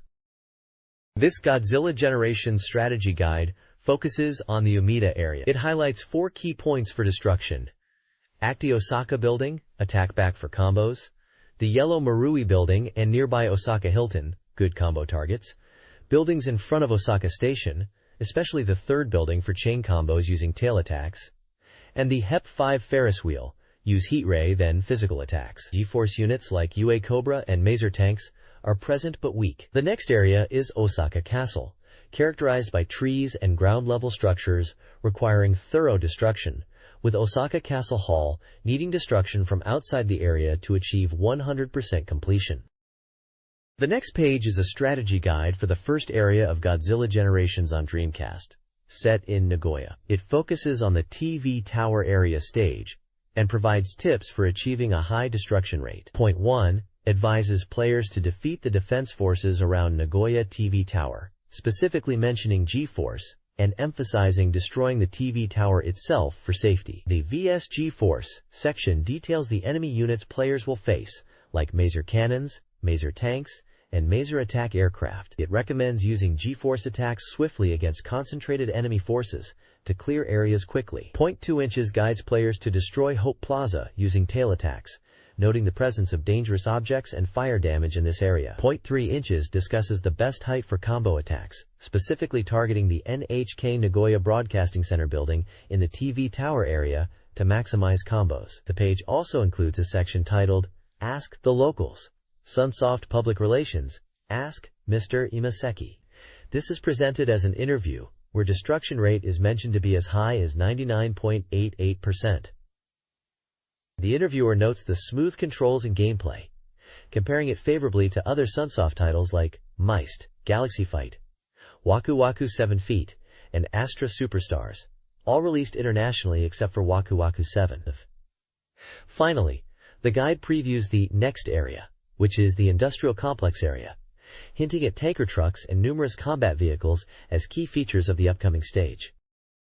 This page is a preview for the Dreamcast game, Godzilla Generations. It highlights the appearance of the USA Godzilla from the Hollywood movie, describing it as a powerful character with a unique Great Rampage special move. To unlock this USA Godzilla, players must first clear the game using either Heisei Godzilla or Mechagodzilla, and then clear the game again using the original Godzilla. The page also details the Collect Godzilla mode, revealing that beyond the initial 30 monsters, there are 5 hidden monsters to unlock: Sanda, Kumonga, Kameba, Desghidorah, and Dagahra. These monsters are unlocked by achieving consecutive victories in the Collect Godzilla mode of either Godzilla Generations or Godzilla Generations Collect Coliseum. Specifically, Sanda unlocks after 10 consecutive wins, Kumonga after 13, Kameba after 15, Desghidorah after 17, and Dagahra after 20. Screenshots show gameplay age with the USA Godzilla in action, as well as character selection screens featuring various Godzilla monsters. This page is an article about how to properly use the Dreamcast console stickers that are included as a special supplement with Dreamcast Magazine. It emphasizes that these stickers are designed to prevent players from accidentally grabbing the wrong controller during multiplayer games, especially for games like Pen Pen Trisalon. The article outlines a 3-step process. First, prepare the Dreamcast. Second, apply the stickers. And third, enjoy multiplayer gaming. It highlights the importance of cleaning the controller before applying stickers to ensure they adhere well. It suggests applying stickers to the controller cable plug area and the main body of the controller, as shown in the images. The page humorously illustrates a bad example of an unstickered controller leading to confusion, and a good example of stickered controllers ready for multiplayer fun. The article concludes by encouraging readers to try using the stickers for a better multiplayer experience. It also mentions that Dreamcast Magazine December 18th issue is recommended to buy, and tissue paper is useful when applying stickers. This page features a promotional item from Dreamcast Magazine, which is a set of Lost Child Prevention stickers. These stickers are designed with popular Sega characters and letters, likely to be attached to children's belongings or clothing to help identify them if they get lost. The characters featured are Sonic, Tails, Amy, and Knuckles from the Sonic the Hedgehog series, and Akira, Sarah, Aloy, and Jackie from the Virtua Fighter series. Additionally, there are stickers featuring characters from the Pen Pen Tri-Isolon game, and letter stickers A, B, C, and D. This page shows a layout plan or contents page for the magazine. It has a grid-like structure with rectangular boxes arranged across the page, likely indicating sections for different articles and game previews. Some boxes appear to contain outlines that could be placeholders for images or screenshots. The page overall seems to be a template for organizing the magazine's content, suggesting a planned arrangement of articles and features. This page is a reader submission corner called Guru Guru Powers Dream Plaza. It features an opening illustration of a sweating wolf from Chiba Prefecture. The page is hosted by the Uzumaki siblings and cat characters who are responding to reader submissions. Readers have sent in various dream-related stories and questions. One reader mentions being scolded at the dentist. Another talks about enjoying Dreamcast commercials and wanting to increase the volume when they appear. Someone else mentions staying up to watch a meteor shower but missing it and catching a cold instead. There's a discussion about puzzle games, specifically Tetris, and someone mentioning playing it while waiting for Tetris 64. Another reader talks about burnable garbage looking like burnable angels due to a poster, referencing a high percentage. A multiple-choice quiz is brought up in a reader submission, connecting multiple-choice suffering to Santa Claus and Santa Kurosu. Another submission mentions the Grandia package and what happens after the illustrations. Reader illustrations include Dreamget, which features a boy in a Dreamcast with a speech bubble, and another submission titled North, depicting a snowy scene. The page also introduces the Uzumaki siblings and cat characters. The sister is described as reliable, the brother as lonely and romantic, and the cat, named Pubo, as a dream cat who loves games and hosts a corner called Cat Hearing OK. A reader from Totori proposes advanced game peripherals like sub-monitors for modern gaming in the free theme section. The Natsuge Museum features a Chiba reader reminiscing about purchasing the Saturn horror game Gaku no Kaidan. An anonymous Aichi reviewer champions an overlooked 3D action game, praising its unique jumping mechanics, platforming, strategic dungeon exploration, and Indiana Jones-esque Egyptian setting with zombies and piranhas, recommending it for fans of the genre. The Illust Garden announces submission themes Kiku Sekai Evolution and Sentu Turb. Reader illustrations include Chikuba Fumi, Aichi, previewing D2, Rinorun, Osaka, depicting Feng, and Sanshi, Hyogo, showcasing virtual fighter characters. Screenshots of Psychic Force 2012 and Power Stone are also featured, the latter highlighting impressive graphics and an Arabian-style female character. This page is a reader submission corner and Q&A section in a magazine. The Girls Talk corner features reader letters, while Cat to Listen is a Q&A section hosted by a cat character. Readers ask questions about paper thickness for drawings, pen names, and Dreamcast's technical specifications, with answers provided. In the Dream Meeting Place section, readers share their game ideas for Dreamcast. One reader wants to see a Dreamcast original like Die Hard Arcade.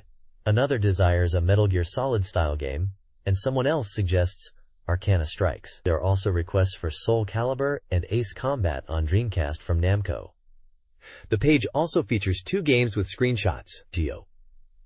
Geo Conflict for PC, Windows 95 and DOS, is showcased as a multiplayer game set in high-rise buildings. Kaze Raijin Furaijin, translated as Wind and Thunder Person Furaijin, is presented as an RPG. This page, titled Saturn is Not Dead, is focused on reader submissions and opinions about the Sega Saturn. It's celebrating the Saturn and its continued appeal to gamers. The page features a section called This Week's Light Movement, showcasing fan art and anecdotes. One person from Aichi Prefecture mentions playing Virtua Fighter 2 inches and wonders why fighting games consume so much memory. Another person from Aomori Prefecture talks about playing Parchis 2 inches, likely Virtua Fighter 2 inches, and getting it for a bargain price. A person from Hyogo Prefecture talks about Tokimeki Memorial and Pia Carrot e Yukoso 2 inches. Someone from Wakayama Prefecture is painting their Saturn with a Karen eye mark. There are also comic strips, including Dreamcat's Teaching and Private Jeffrey. An illustration of Shining Force 2i scenario is also shown, highlighting its popularity. The This Week's Light Movement section also praises Beatmania and Shining Force 2i as popular and well-received games. It mentions Beatmania being released and well-received in Osaka. The Let's Hear From You and Answers section outlines submission guidelines for readers to send in illustrations and text contributions. It details the paper and ink requirements for submissions. It also mentions prizes like book vouchers and Dreamcast goods from Kyoto for selected submissions. The deadline for submissions is mentioned as 500 yen postage. The page also features a small advert box for Sonic Adventure, indicating its release and availability at SoftBank stores.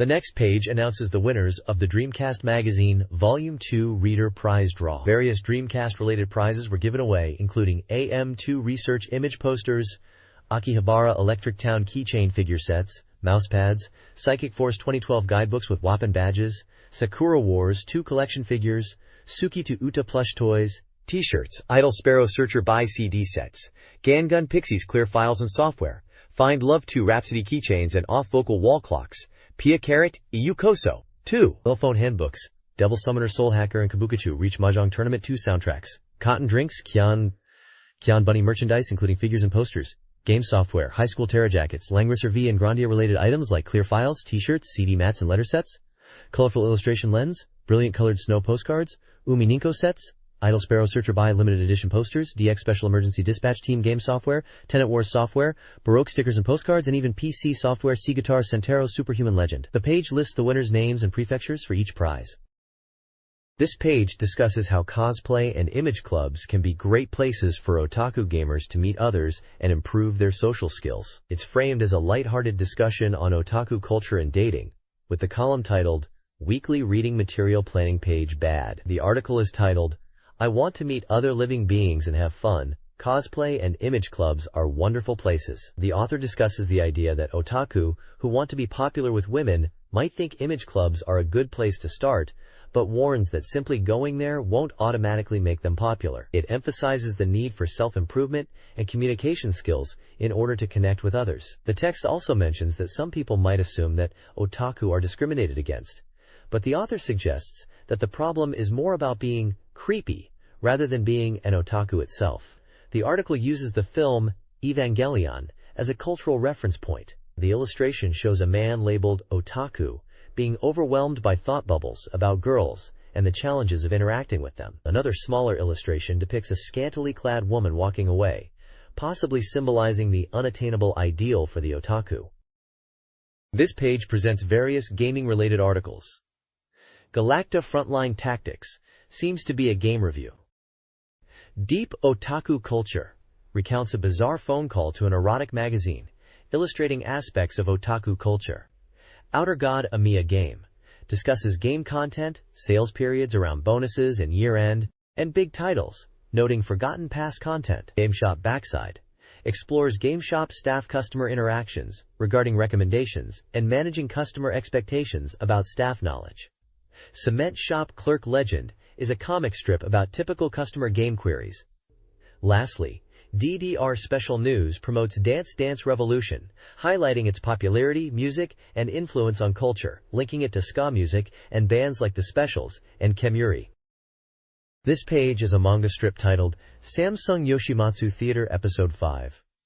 The comic seems to be a humorous take on game development and marketing, specifically for Dreamcast. The characters, depicted as box-headed figures, are discussing Sega games and the Dreamcast. The first panel shows the characters excitedly talking about Sega games being the best in the world and how fun they are. They are discussing bringing out a new game and are confident in its quality. Later panels depict a Dreamcast sales meeting where they are brainstorming ideas. One character suggests making a pure love adventure game. Another idea is to add Aero game elements and make a game suitable for adults. They consider adding red magic and erotic hearts as features. The humor seems to come from the exaggerated and sometimes absurd ideas being thrown around for game development and marketing, likely satirizing typical industry discussions and trends at the time. The final panel shows a chaotic scene with explosion sound effects, possibly representing the wild brainstorming session, or the impact they hope their game will have. This page is an advertisement for the Puyo Puyo and Madu Monogatari card collection trading cards. These cards, released on July 23rd, feature characters from the popular puzzle game series Puyo Puyo and the RPG Madu Monogatari. There are 5 types of cards to collect: character cards, event cards, large character cards, illustration cards, and special cards, with over 120 different cards in total. A pack of 10 cards costs 300 yen, and a box of 15 packs is priced at 4,500 yen. The advert indicates that these cards are available for purchase at bookstores and provides website addresses for further information and online sales options. This page is Izumi Takemoto's weekly column, focusing on the Dreamcast launch day. She mentions her work related to character designs for Dreamcast games. In her column titled A Day in the Life of Dreamcast, she humorously recalls that, at the time of writing the column, the Dreamcast was still unreleased, even though she was already drawing about it. She mentions receiving a Dreamcast and a Game Boy Color as a bonus for her work. The column depicts her visiting a game shop and seeing stacks of Dreamcast games, expressing surprise that the software was already available. There's a small section with a joke about Takemoto Izumi Power Plant, seemingly referencing the energy and excitement around the Dreamcast launch. She also humorously refers to a Tokyo Electric Power Company person. Lastly, there's a note referencing Barbecue Fire and Sanshiro Sagata, which points to the popular Sagata Sanshiro commercials that were prominent at the time in Japan. The next page is an interview feature with Hiroshi Watanabe, also known as Katsumi Tanaka, a musician in the game industry. The article highlights his career, mentioning his early work in the industry and how he got into creating music for games. It discusses his involvement with the Puyo Puyo series and Golvelius, Valley of Doom, known as Golvelius internationally. Watanabe talks about his musical style, describing it as incorporating various genres and aiming to create music that is both enjoyable to listen to and enhances the game experience. He expresses his desire to create music that appeals to a wide audience, including those outside of Japan. The article also mentions his upcoming album release and future projects, including working on music for several unannounced game titles at the time. It details the release of his album Puyo Puyo Sundx, which includes bonus tracks, puzzle game music, and sampled voices used in games. The album also features a booklet with a VIP interview between Hiroshi Watanabe and Katsumi Tanaka. The page announces his radio program, Tanaka Katsumi DD Show, which broadcasts on FM radio. It also lists his website address and mentions upcoming CD releases in early 1999, including soundtracks for Madu Monogatari, Waku Puyo Dungeon Ketaiban, and Puyo Puyon. He also plans live events to coincide with the CD releases. The article concludes by mentioning his website and invites readers to visit it.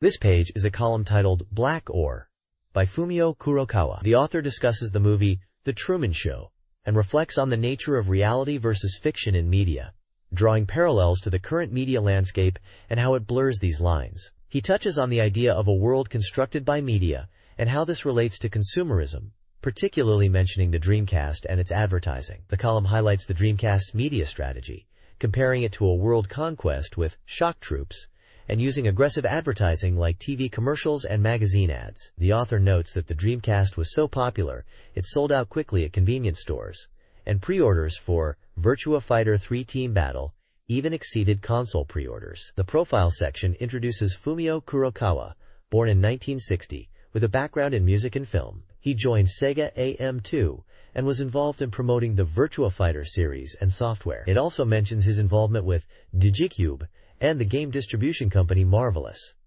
The page concludes with contact details for readers to send feedback to the column. This Street Bulletin Board, the 24th installment of feedback for the sound novel Machi, highlights user contributions and staff responses. The PS User Buy This Too section features player opinions, showcasing favorite bad endings like Battlefield Flowerbud, Blue Bug, and one involving Ichikawa-san's phone call. That expression is great. Focuses on enhanced character expressions in Machi, exceeding the original PlayStation's capabilities. The Gallery Road to Enlightenment section displays user-created illustrations and comics, including stories about Mikuki and Sayuri Hoshino. Development staff, Tantusha Ume and Tetsu, engage with user feedback and promote the upcoming PlayStation version. A campaign for the PlayStation release offers a limited edition Mamoru strap to the first 20,000 purchasers, urging fans to pre-order. This page is an advertisement for GameSpot Japan, an internet game news website by ZDNet Japan and SoftBank, offering free access to daily game industry news. The website sections highlighted are New WS, Event, Column, Special, and Link. The New WS section focuses on Dreamcast's latest information and mentions PDA and PlayStation news. Featured news items from October 12, 1998 include T&E Soft's Love RPG Sonata, the popular Mero Mero Melody, and the Polygon Mahjong game, Yoshi Yoshi Talent, and Polygon Mahjong. Also mentioned are Pocket Station's Dolphin music theme, new RPGs from Bomberman, Hudson Soft's Kids Corner, the continued popularity of Tetris seen at Capcom and EPS, and a special report on the Tokyo Game Show 98 Autumn. The Events section will report on big game events like Tokyo Game Show and Amusement Machine Show, with fast internet reporting. The Special section features spotlights on big titles and interviews with game creators, offering detailed information not available in print. The Links section provides connections to around 300 Game Maker homepages. This page is an advertisement for the manga Cat Shit 1, which is a digital comic anthology available online. It highlights that this volume features CG comics by popular artists including Kiya Asamiya, Yoshiki Yuto, Kamui Fujiwara, and others. The anthology is presented as a collection of internet-released digital comics, and it is priced at 950 yen for one edition and 1,200 yen for another. The manga is described as being about rabbits and cats in a Vietnam War setting, known from monthly magazines and combat comics. It mentions that this volume compiles the work of leading modern war comic artists, featuring funny and surreal war stories with characters like Paki and Botaski. This page is a reader survey from Dreamcast Magazine. It starts with instructions on how to fill out the questionnaire using number codes and provides examples. The survey itself asks for reader demographics like gender, age, school/occupation, and reading habits, including what magazines they read and their opinion on the current issue's cover. The survey then delves into gaming preferences, asking what kind of articles readers want to see in the magazine, what articles they found interesting in the current issue, listing articles like Dreamcast Complete Coverage, and articles focused on games like Shenmue and Sonic Adventure. Further questions cover hardware ownership and future hardware and software purchase plans for both Dreamcast and Sega Saturn. There are also lists of hardware and software for both Dreamcast and Saturn. The hardware list includes items like the Dreamcast console, VMU, controllers, arcade sticks, and various add-ons. The software lists feature a range of Dreamcast games, such as Sonic Adventure, Dynamite Deca 2 inches, Dynamite Cop 2 internationally, Tetris 4D, and for Saturn, titles like Virtua Fighter 2, Daytona USA, and Sega Rally Championship. The next page is an advertisement for the official strategy guide for the Sega Saturn game, Real Mahjong Adventure, to the Sea Summer Waltz. This guide is scheduled to be released in early December and will cost 1,400 yen. It's an A5 size book with 112 pages and promises a complete strategy guide, with charts for each of the 7 girls in the game, paths to both the standard and best endings, and details on hidden events. It's touted as essential for players who want to fully conquer the game and get all the girls. This page is an advert for the Dreamcast game Senkoku Turb, described as an advanced action role-playing adventure. The game promises a surreal and strange world where a lone girl explores space in a cat versus sheep battle.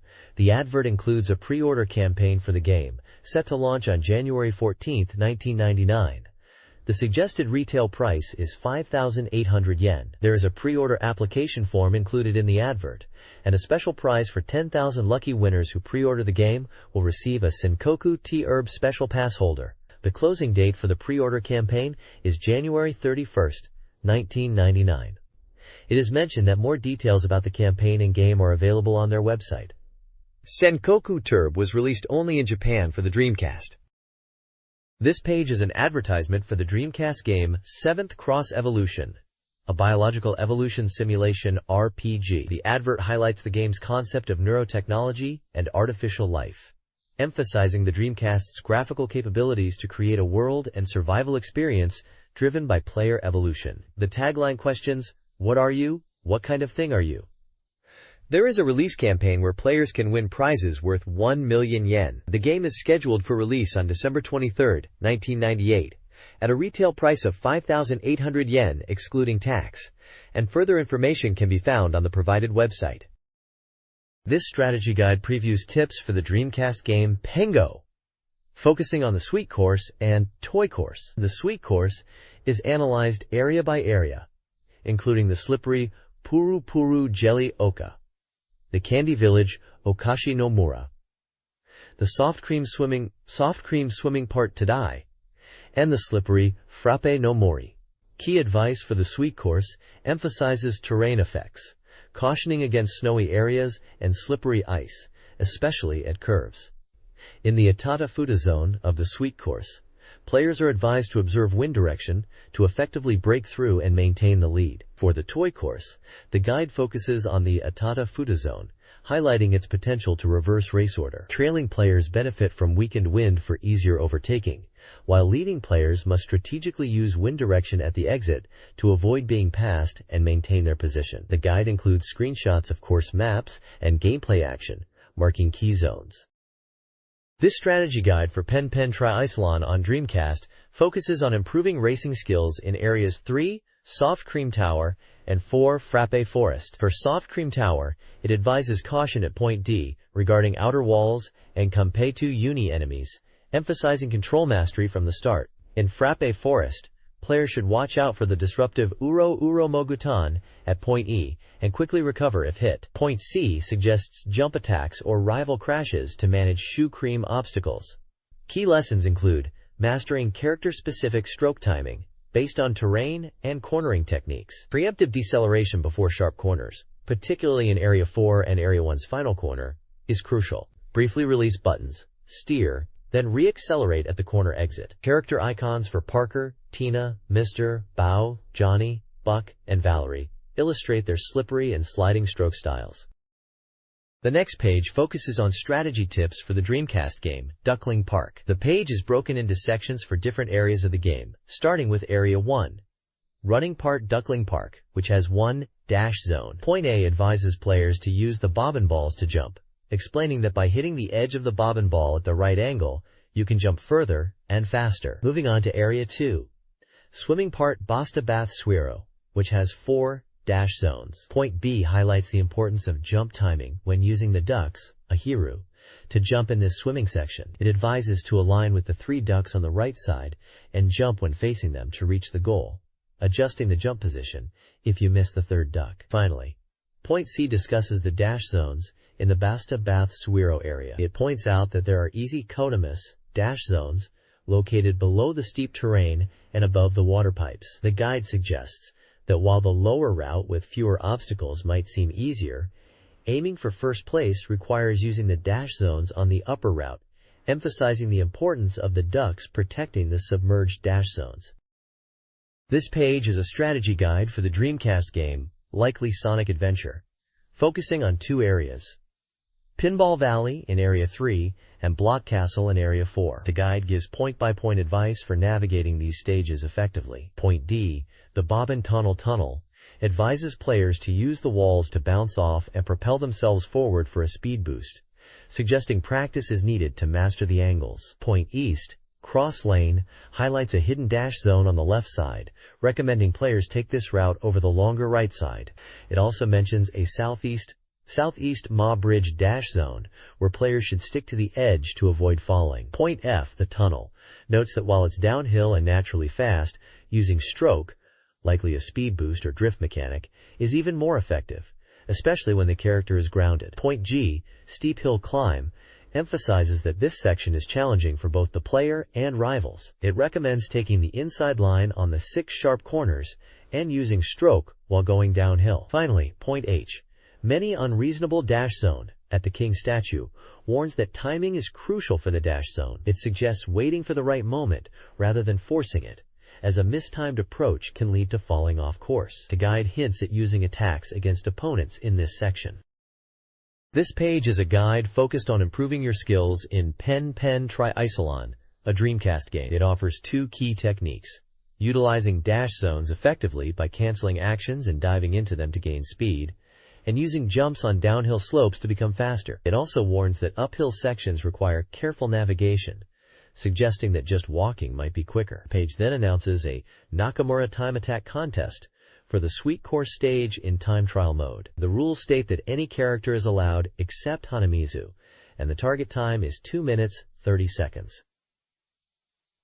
A course map is provided with tips for the Sweet Course, highlighting the importance of maintaining speed through continuous banks in Area 1 and using the out-and-out racing line.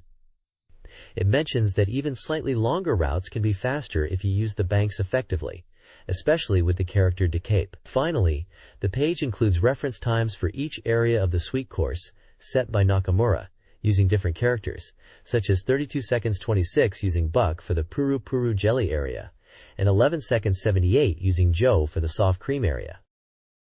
This Dreamcast technique lecture for Pen Pen Triathlon details several gameplay mechanics. Start-dash-jump techniques. emphasizes pre-start button holding for optimal initial strokes. The water surface swim technique describes a high-speed swim achieved by partially surfacing, though with limited control. Character-related information mentions jump power and Hanamizu as optional but useful for time trials.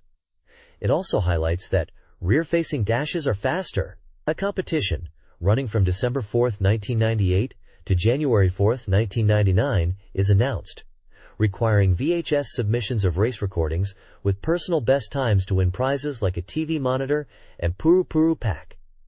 Omocha no course, toy course.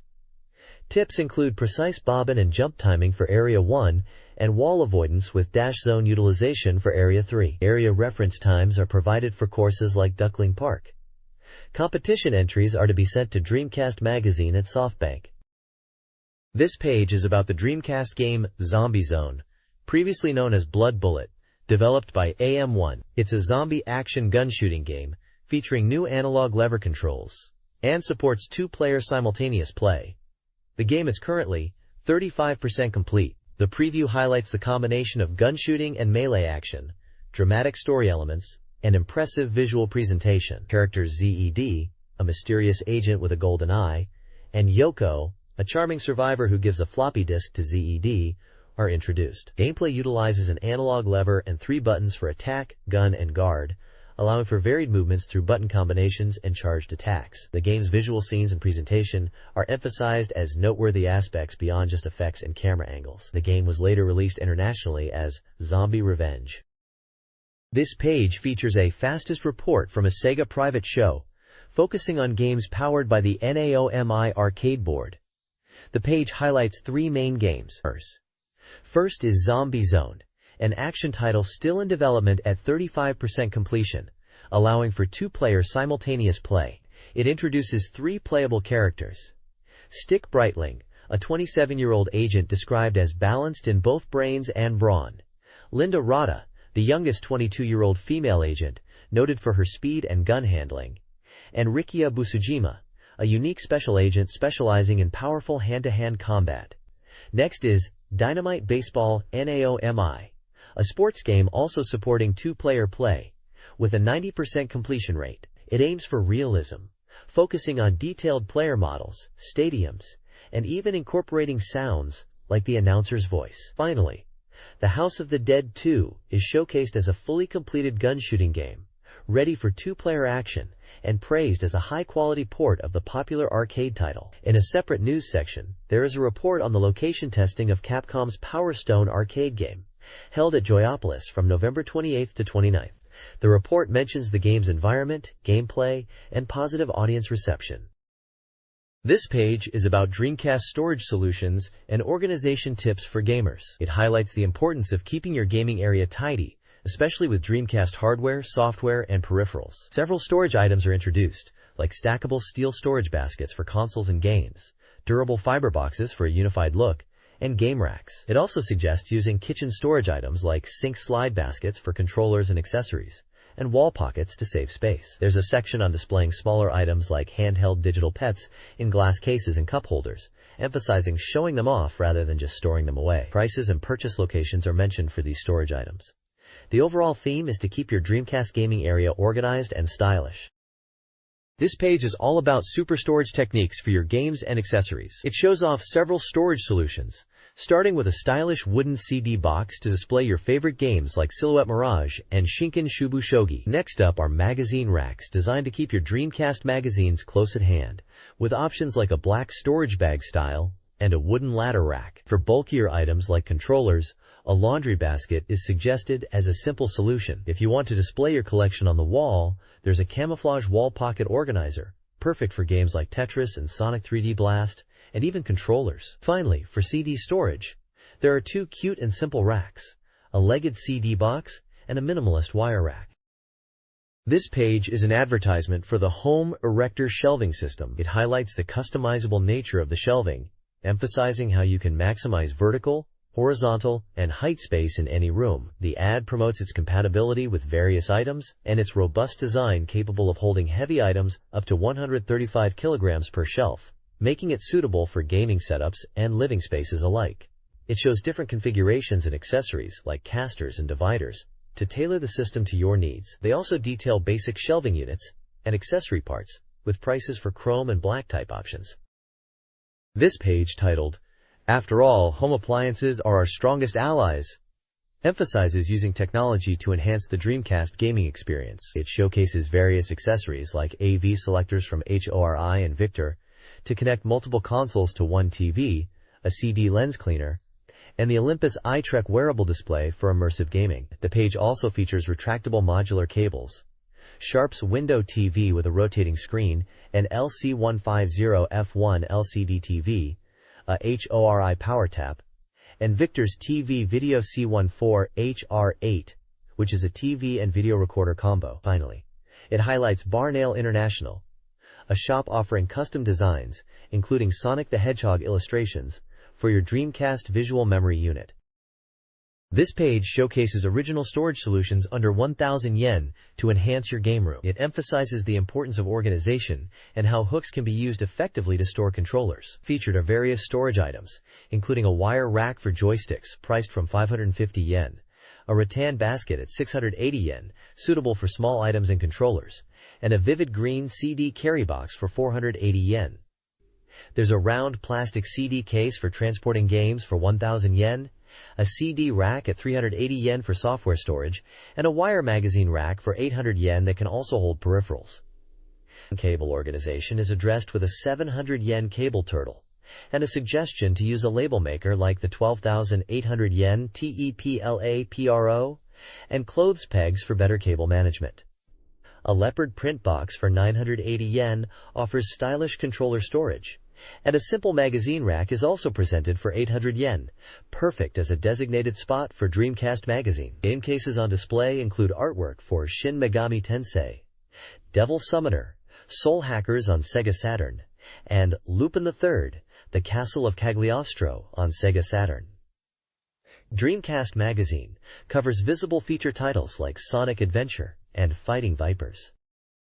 This page showcases collector rooms and storage solutions, emphasizing the necessity for collectors to be skilled in organization. It's the fifth part of a feature asking, "What is everyone else doing? Show me your room." The page highlights that to be a collector, you need to be good at storage techniques, showing off collections of Sega consoles like the SG-1000, Master System, and Mega Drive, along with even a Game Boy. Advice is provided to keep frequently used items easily accessible while storing away the rest. Two individuals are featured, Mr. Umada, who has very organized shelves, and writer Ms. Kijiratsuki Kyoko, who also displays her collecting space.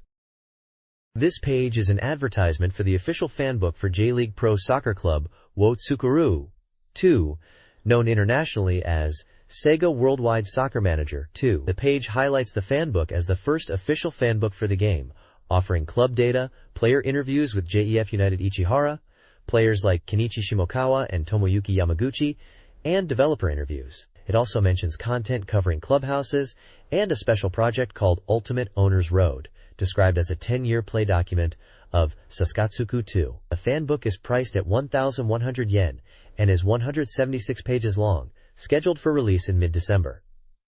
The advert also shows in-game screenshots and features a female character prominently.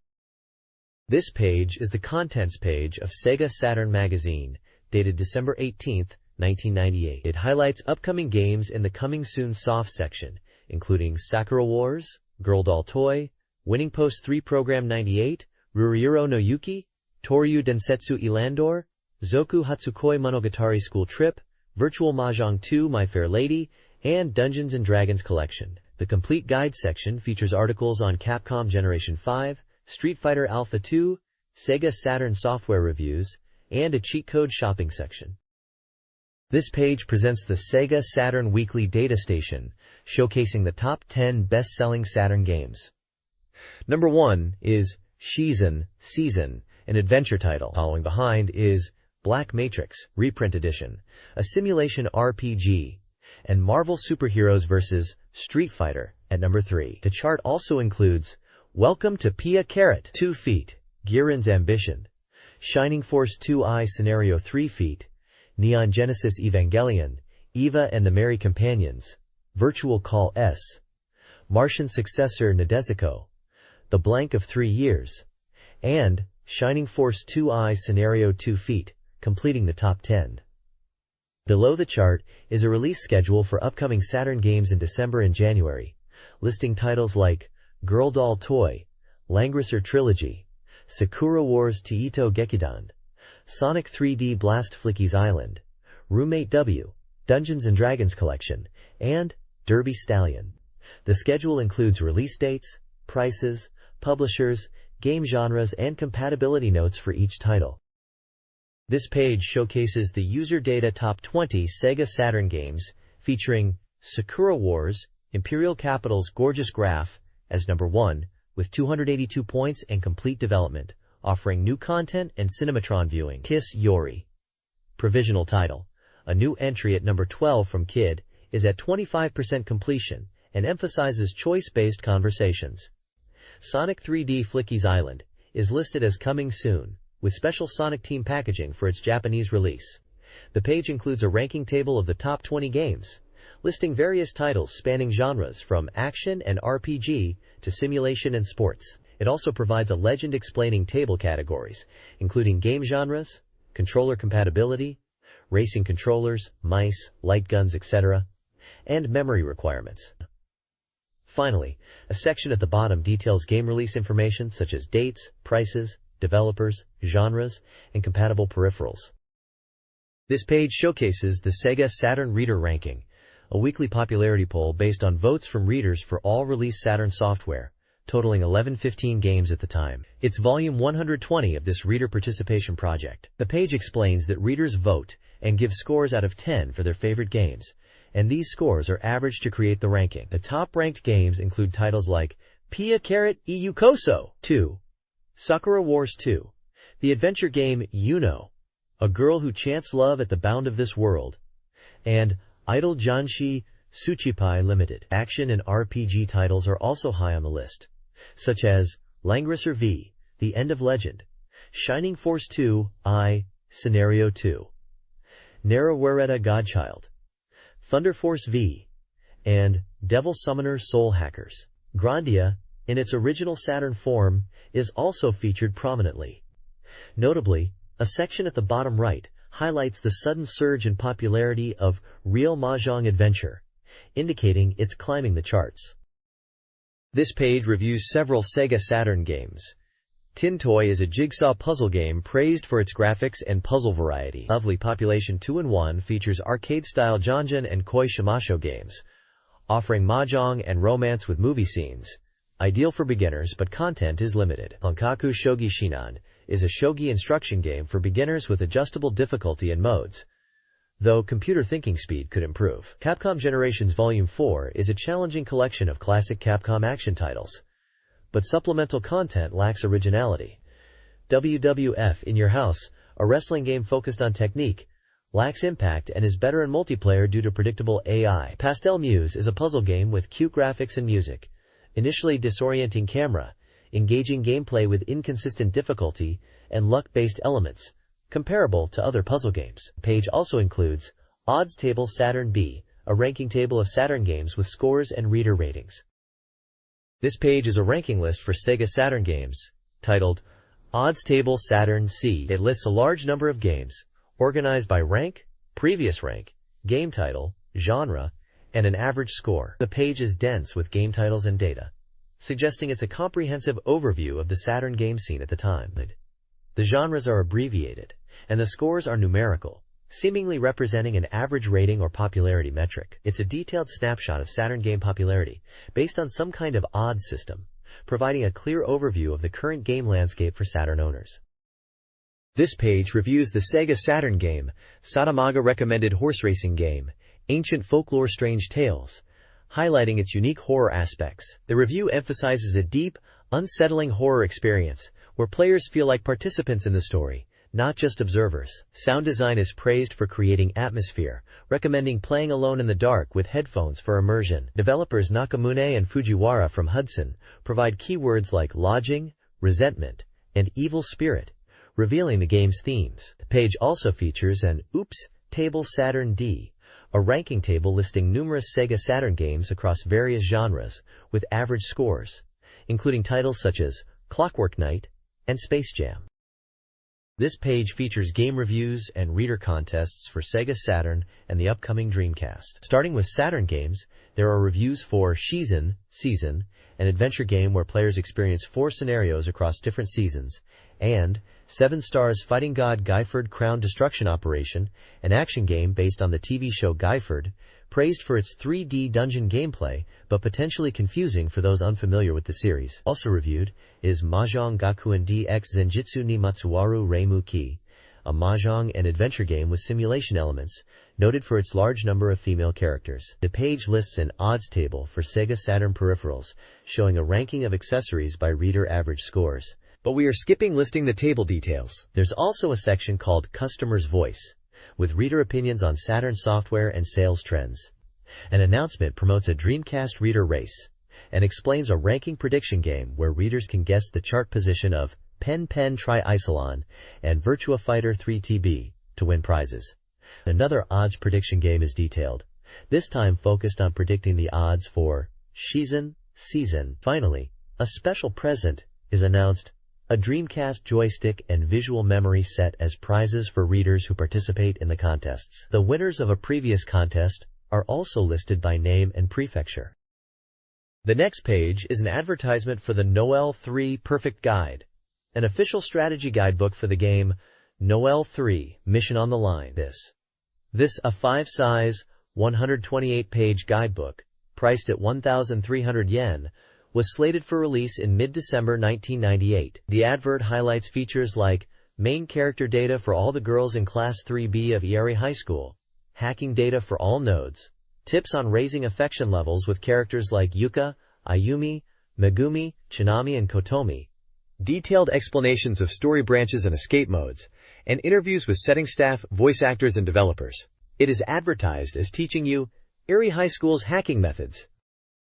The next page is about the Sega Saturn game Imperial Assault Graph, which is described as a Winter is Otakara game. It highlights the game's free movement system, emphasizing that players can freely move around and trigger various events. The page focuses on a scenario titled Sleeping Forest Beauty, which seems to be a special public performance within the game. There are sections detailing gameplay aspects like W's Target, where players help Kana and Koran organize props backstage, and Rose's Name, where players assist Lini in the underground storage to assemble stage paintings as puzzle pieces. The page also describes a scene where the character Ogami is called to Kaid's room and shown photos of past performances to choose 2 that left an impression on him, presumably to decide the cast for Sleeping Forest Beauty. The player is presented with dialogue choices related to selecting performances, such as Westward Journey, Tsubasa, Lear King, Love is Eni, Love is Diamond, and Cinderella. The next page showcases a feature on Sakura Wars. It details a setting terminology collection, a book that compiles terminology from Sakura Wars 2, and the OVA series. The page highlights villains from Sakura Wars 1 belonging to the Black God Society, including character profiles for A. Satan, the leader, along with Kirikawa Miroku, Setsuna, Rasetsu, Inoshishi, and Chao, providing character names, descriptions, and stats. Furthermore, the page presents a public relations photo collection, featuring screenshots from Sakura Wars TV commercials, emphasizing that this collection allows viewers to see historical commercials for both Sakura Wars and Sakura Wars 2. Screenshots showcase commercials like Super Review Battle and Sakura Wars Again Dance, mentioning their availability and commercial lengths. Lastly, it introduces a gorgeous interview collection, with real-life video interviews featuring 9 individuals, 8 members from the Floral Review and Star Review, and Ayame Fujieda. It teases that users can even select the interview questions themselves, and lists the interviewees as Saki Sudao as Sakura Shinguji, Risa Suzuki as Sulamire Kanzaki, Miki Tomizawa as Maria Tachibana, Ura Takano as Iris Chateaubriand, Kumiko Nishiguchi as Ri Kohan, Yuri Amano as Ayame Fujieda, Mayumi Tanaka as Kana Kirishima, Junko Okamoto as Soleta Orihime, and Ikue Otani as Lenny Milchstrasse. This page is an advertisement for the Sega Saturn game Girl Doll Toy, an adventure game aimed at adults and developed by Zakus. The game was released on December 23rd for 6,800 yen. The page highlights that the game is 100% complete and that pre-ordering will get you original pin badges. The story is about an android named Erica and explores themes of love and emotion between androids and humans. Screenshots show various scenes and character interactions, including a menu with options to interact with Erica like praise or ask for cooking. The game focuses on giving human emotions to the android Erica, and the main character is named Satotal. This title was likely a Japan-only release. The next page is a feature on the Sega Saturn game Erica's Awakening. It introduces the prologue of the story, focusing on the protagonist, a researcher named Shimoyama Satoru, who saved an android named Erica from disposal. The story revolves around Satoru's passion as a researcher, leading him to rescue Erica, an experimental android using human skin, who was deemed a failure in skin integration. Satoru couldn't abandon Erica, and with the encouragement from fellow researcher Azami, decides to take Erica and complete her as a perfect cyborg. Azami helps by providing the necessary culture fluid and clothes for Erica. The dialogue suggests Erica is becoming self-aware and is focused on Satoru. The character file introduces Satoru as a 20-year-old college student at Maruyama Laboratory, with a dream to create cyborgs and a hobby of building plastic models. He sees Erica, his ideal woman, as an android experiment, and after rescuing her from disposal, aims to complete her. The text hints at a developing romantic relationship between Satoru and Erica as they overcome numerous difficulties, dreaming of a future together. This page is a preview for the Sega Saturn game, Erica ni Oshiete Ageru, which translates to Teaching Erica. The game's concept revolves around the player teaching Erica, a beautiful but naive doll-like girl, about human emotions, expressions, and daily life. Erica is described as starting with very basic programming, and the player guides her learning process. The screenshots show interactions between Erica and another character named Satoru, discussing things like memory access and daily activities. The article highlights different areas in the game. Area file hash 001 home, showcasing Erica and Satoru's living space, and area file hash 002 university lab, where Satoru studies and where Erica was possibly created. The gameplay involves teaching Erica various skills, from household chores like laundry and cooking to understanding human feelings. The article suggests that Erica is still quite underdeveloped, and there are many aspects for her to learn, emphasizing the player's role in shaping her development through constant teaching and interaction. This page is a preview for the Sega Saturn game, Erica 2: Erica's Desire.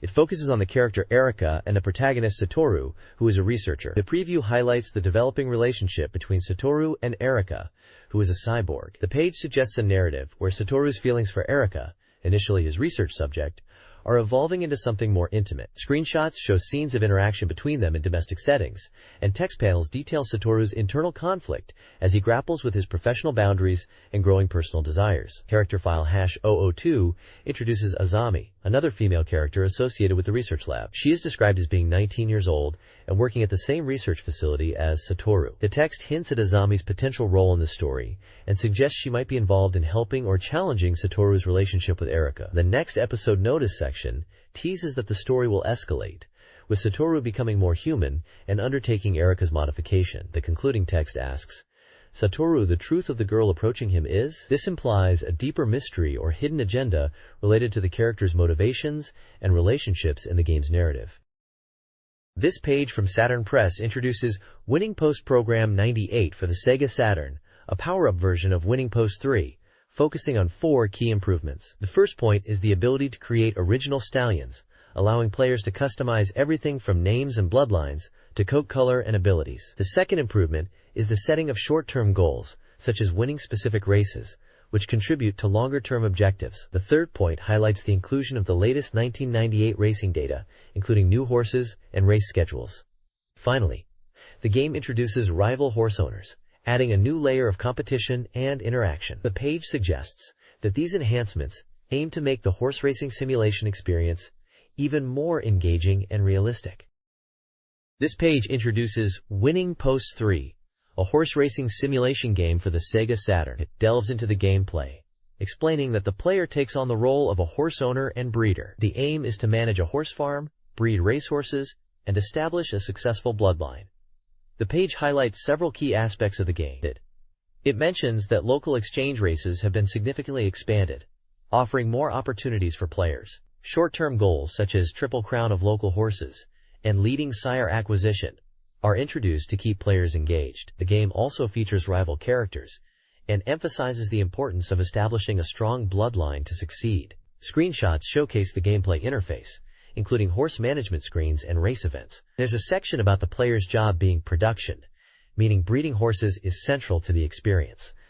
The game is described as a simulation, where players manage their farm, breed horses, and aim for racing glory. It also shows a 100% complete mark, indicating the game is finished and ready for release. Details mention it is developed by Koei, is a horse racing simulation game, and was released on December 3rd for 6,800 yen. The text also boasts about improved power-up elements and assures players can enjoy it for a long time.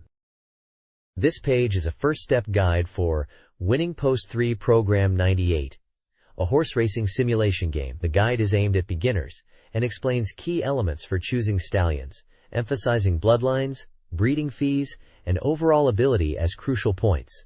It advises players to prioritize bloodline systems when selecting stallions, noting Nijinsky and Hail to Reason as good choices for compatibility. Breeding fees are also important, as higher fees mean more income and the ability to acquire better broodmares. The guide highlights top recommended initial stallions at the game's start, suggesting Lam Tara, Narita Bryan, and Mijiro Ryan as excellent choices. It also explores the original stallion editing feature, explaining its usefulness in creating custom horses with specific bloodlines and abilities to potentially produce the strongest horses. A Q&A section addresses why initial offspring in the game often feel exceptionally strong, clarifying that there's a bonus to the first offspring born in the game, making them stronger and easier to raise. Finally, the guide touches upon selecting broodmares, stressing that compatibility is paramount, and recommends systems like Nijinsky and Hail to Reason again, alongside specific broodmare names like Shade Kagura, Real Shaddai, and Mihiro Ryan for good compatibility.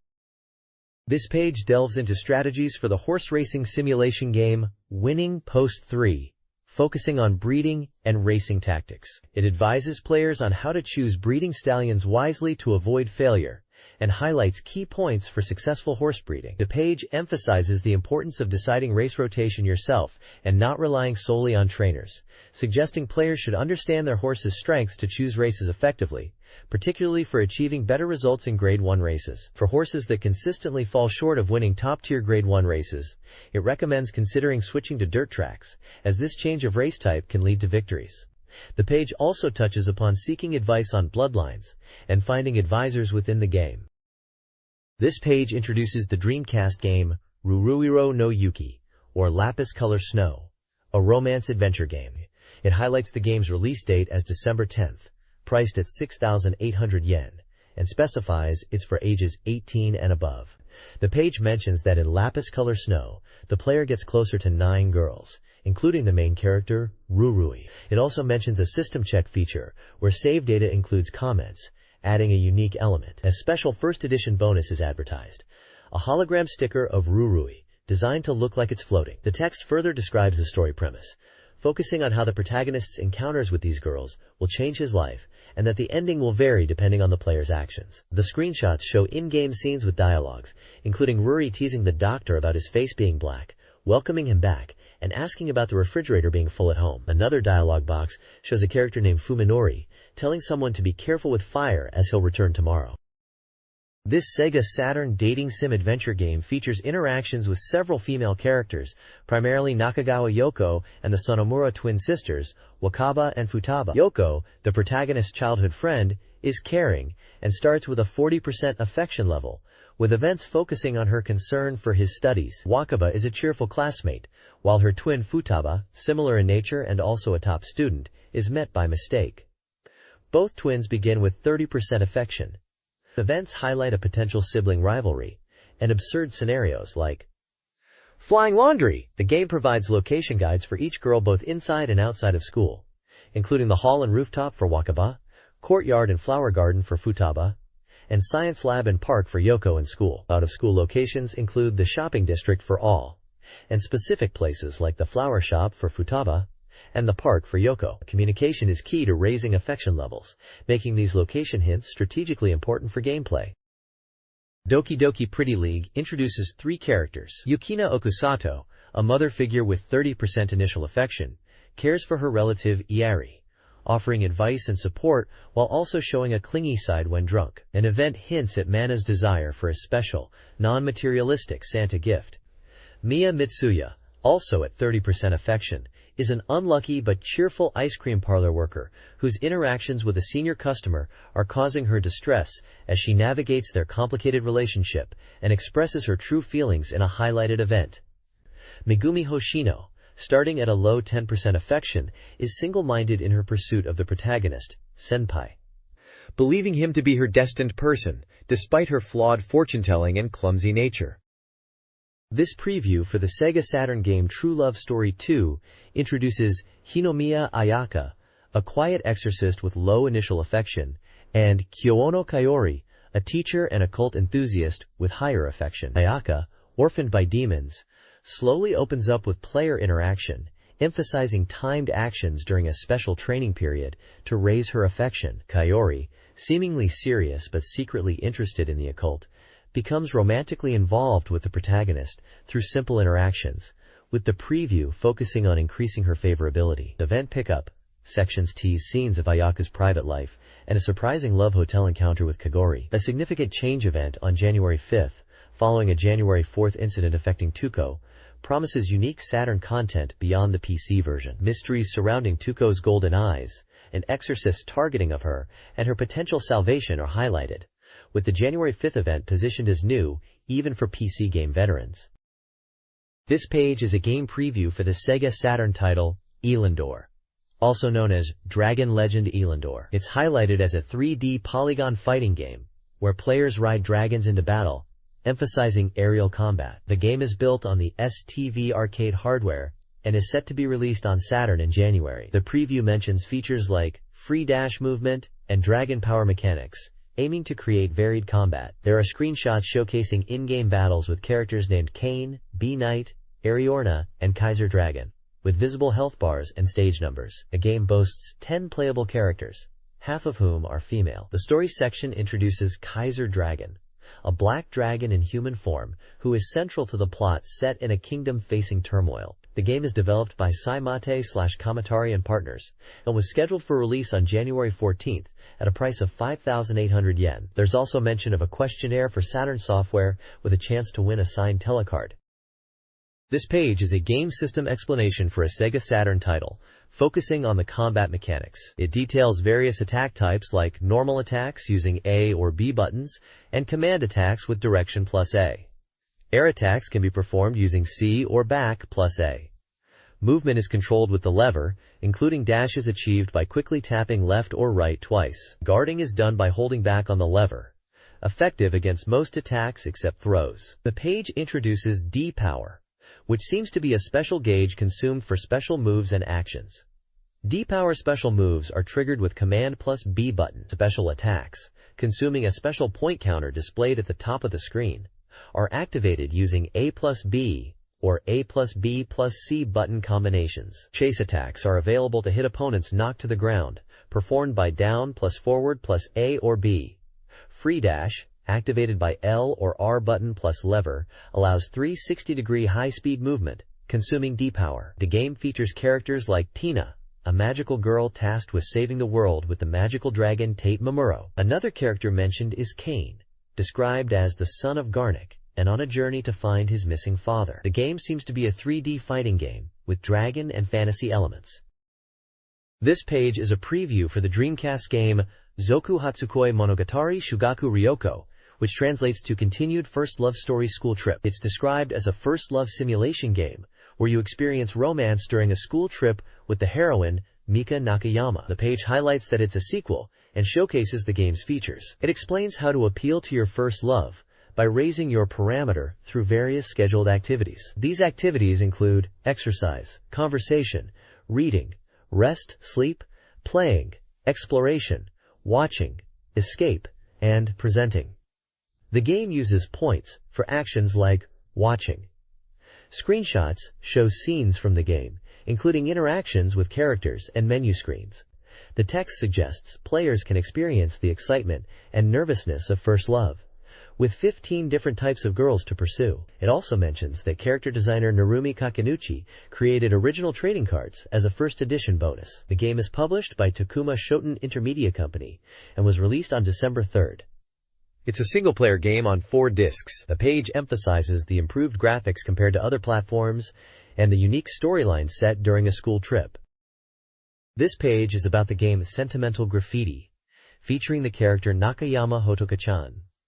It's focusing on her first love scenario during a school trip. The article describes a 3-day school trip event within the game. We are given character data for Hotoka-chan. She is 11 years old, born on April 13th, an Aries, blood type O, 145 centimeters tall, and weighs 37 kilograms with B77, W55, H79 measurements. Her voice actress is Tomomi Okamura. The page walks through a 3-day scenario, starting with Day 1, where you meet Hotoka-chan in the morning before departing on the school trip. It lists items for packing like F-aid, candy bag, washing set, and juice. In the evening, you spend time playing together in your room. Day 2 inches shows Hotoka-chan running in the morning, highlighting her energetic nature. There's a scene where you walk together to the Hikari Observatory, and she initiates conversation. Day 3 inches emphasizes her continued energy and that it's the final day of the school trip. It features a souvenir shopping scene. The article ends with Hotoka-chan expressing happiness about being in the same group as you for the school trip. The page also includes a point section advising players to create schedules that match girls' interests to capture their attention within the game. The overall impression is that Sentimental Graffiti offers a charming first love experience with Nakayama Hotoka-chan during a school trip. The game was released only in Japan on the Sega Saturn.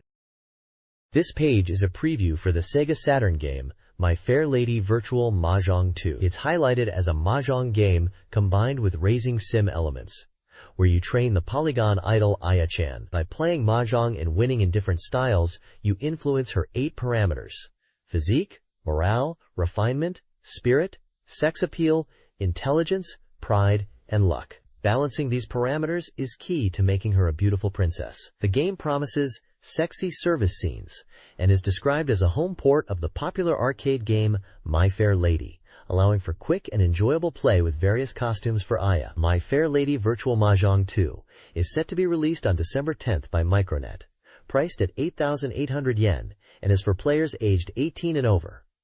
It's a single-player mahjong game, and the package includes 2 discs, featuring the original Virtual Mahjong I as well. The article also advises players to aim for complex, high-scoring hands to effectively raise Aya's stats and avoid bad endings related to her sex appeal parameter. This page announces a new Sega Saturn Mahjong game where you can enjoy 13 different costumes.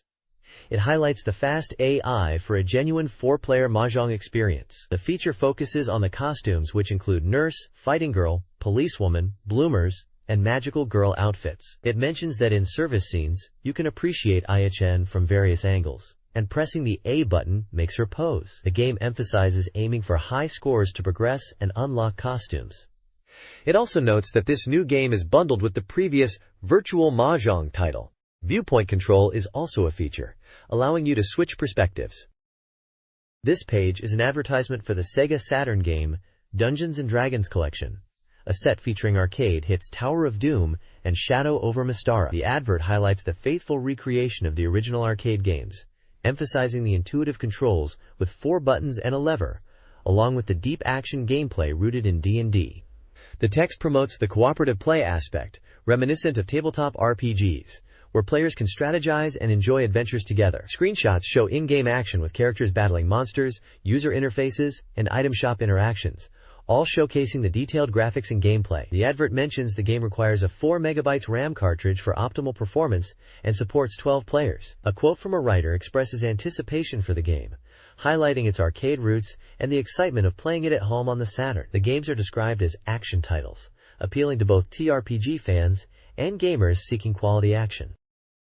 This page is a Saturn advertisement for Capcom's Dungeons & Dragons arcade games, Tower of Doom and Shadow over Mystara, highlighting that they are coming soon. It mentions that Tower of Doom is the first game and a popular RPG, emphasizing cooperative play, simple controls for continuous attacks and guarding, and faithfulness to the D&D rules. The characters are described as adhering to D&D rules in appearance and attack methods, aiming for an authentic RPG experience for multiple players. The page details that in Tower of Doom, you can play with 4 characters, each with different strengths and weaknesses based on their race and class, affecting gameplay and clear methods. Character classes like Fighter, Elf, Thief, and Cleric are shown. It then shifts to Shadow over Mystara, describing it as the second game, with enhanced operation and more characters, adding new characters like the Magic User, /Mystic User, /Seer, and Thief to the roster. It highlights the need for 4 MB of RAM for Shadow over Mystara to achieve a perfect arcade port on Saturn, and the improved action elements. The Magic User is described as a master of magic with powerful attacks, while the Seer is an elf-like class with enhanced intuition and ability to disarm traps. The page concludes by emphasizing the thrilling action in Shadow over Mystara, showcasing fast-paced battles with aerial combat and special moves, and urging readers to buy it quickly if they haven't already.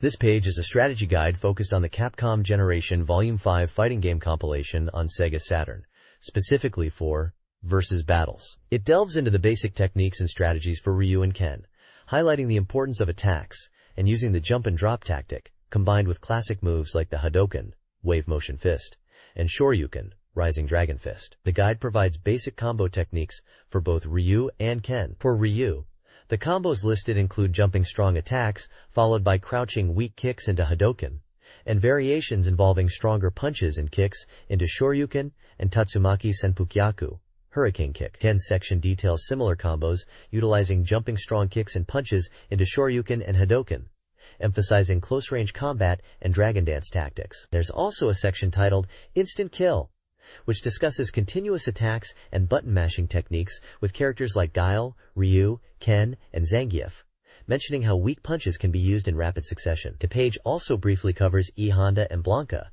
suggesting using their special moves like Sumo Headbutt and Rolling Attack as part of a combo initiated with weak punches. Finally, the page introduces Chun-Li, emphasizing her mobility and throw-based tactics. It lists basic combos for her too, including jumping strong attacks, leading into crouching weak kicks. It mentions her ability to use the Kikoken, Energy Wave, and mid-air spinning bird kick, highlighting the importance of controlling space and timing jump-in attacks. This page is a strategy guide for Street Fighter Alpha 2.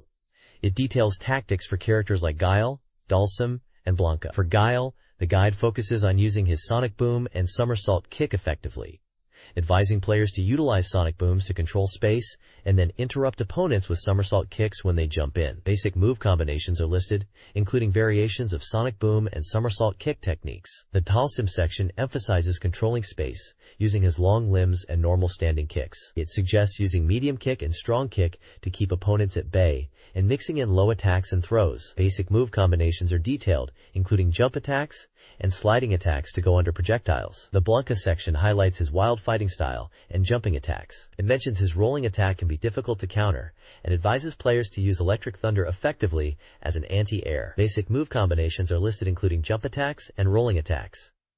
The page uses screenshots of the game to illustrate the strategies discussed.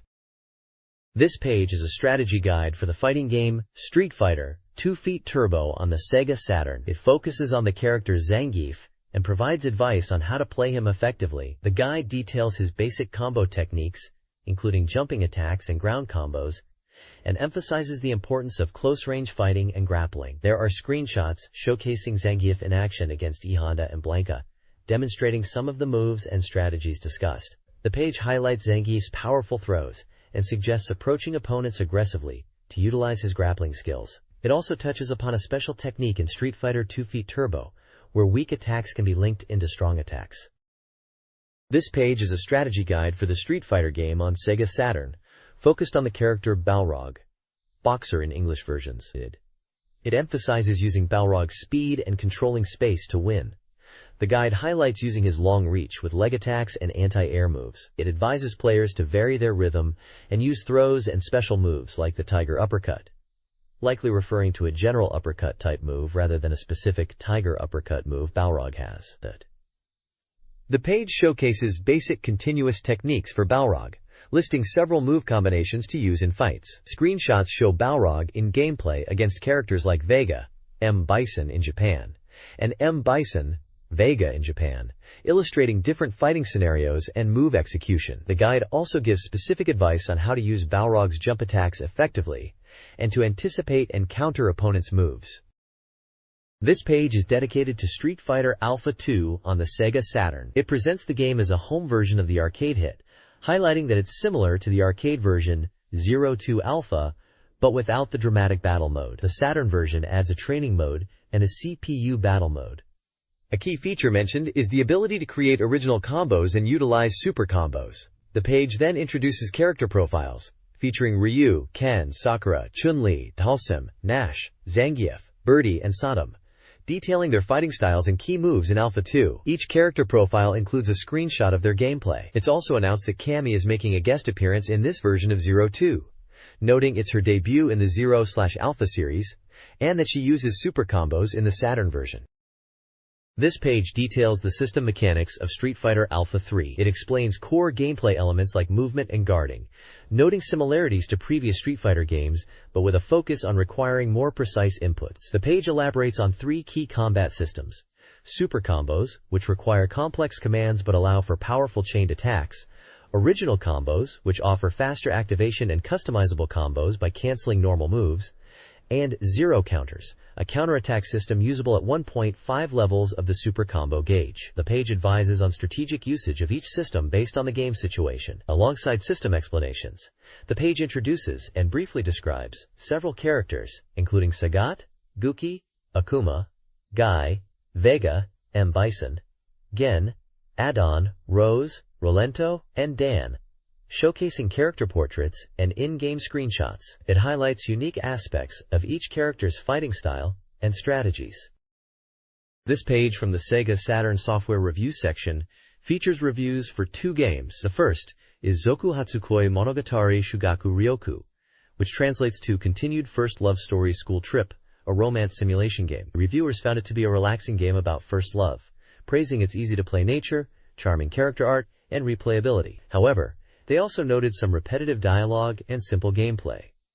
It received an average score of 5.33 out of 10. His second game reviewed is Virtual Mahjong 2, My Fair Lady, a Mahjong title. Reviewers criticized the lack of service in motion and production aspects compared to strip Mahjong games, mentioning polygon issues, stiff character expressions, and problems with camera angles and limited view.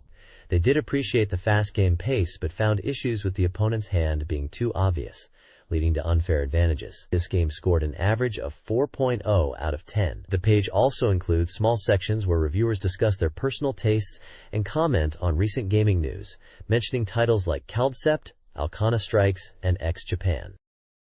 This page features game previews and reviews.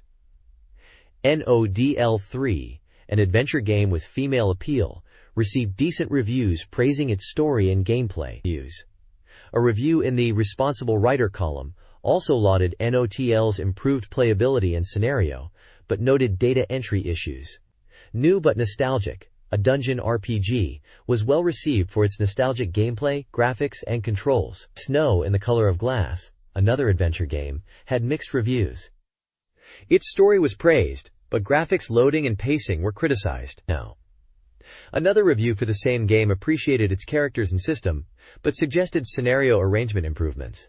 Eternal Fantasy Ensemble is highlighted as a fan disc with collector's content. Check New Soft and Peripheral Devices briefly covers upcoming games, while this month's SATA spotlights December Sega Saturn releases: Princess Crown, Character Action RPG, Rockman X4, Mega Man X4, Silhouette Mirage, Unique Attribute System, and Chaos Seed, Dungeon Raising Simulation.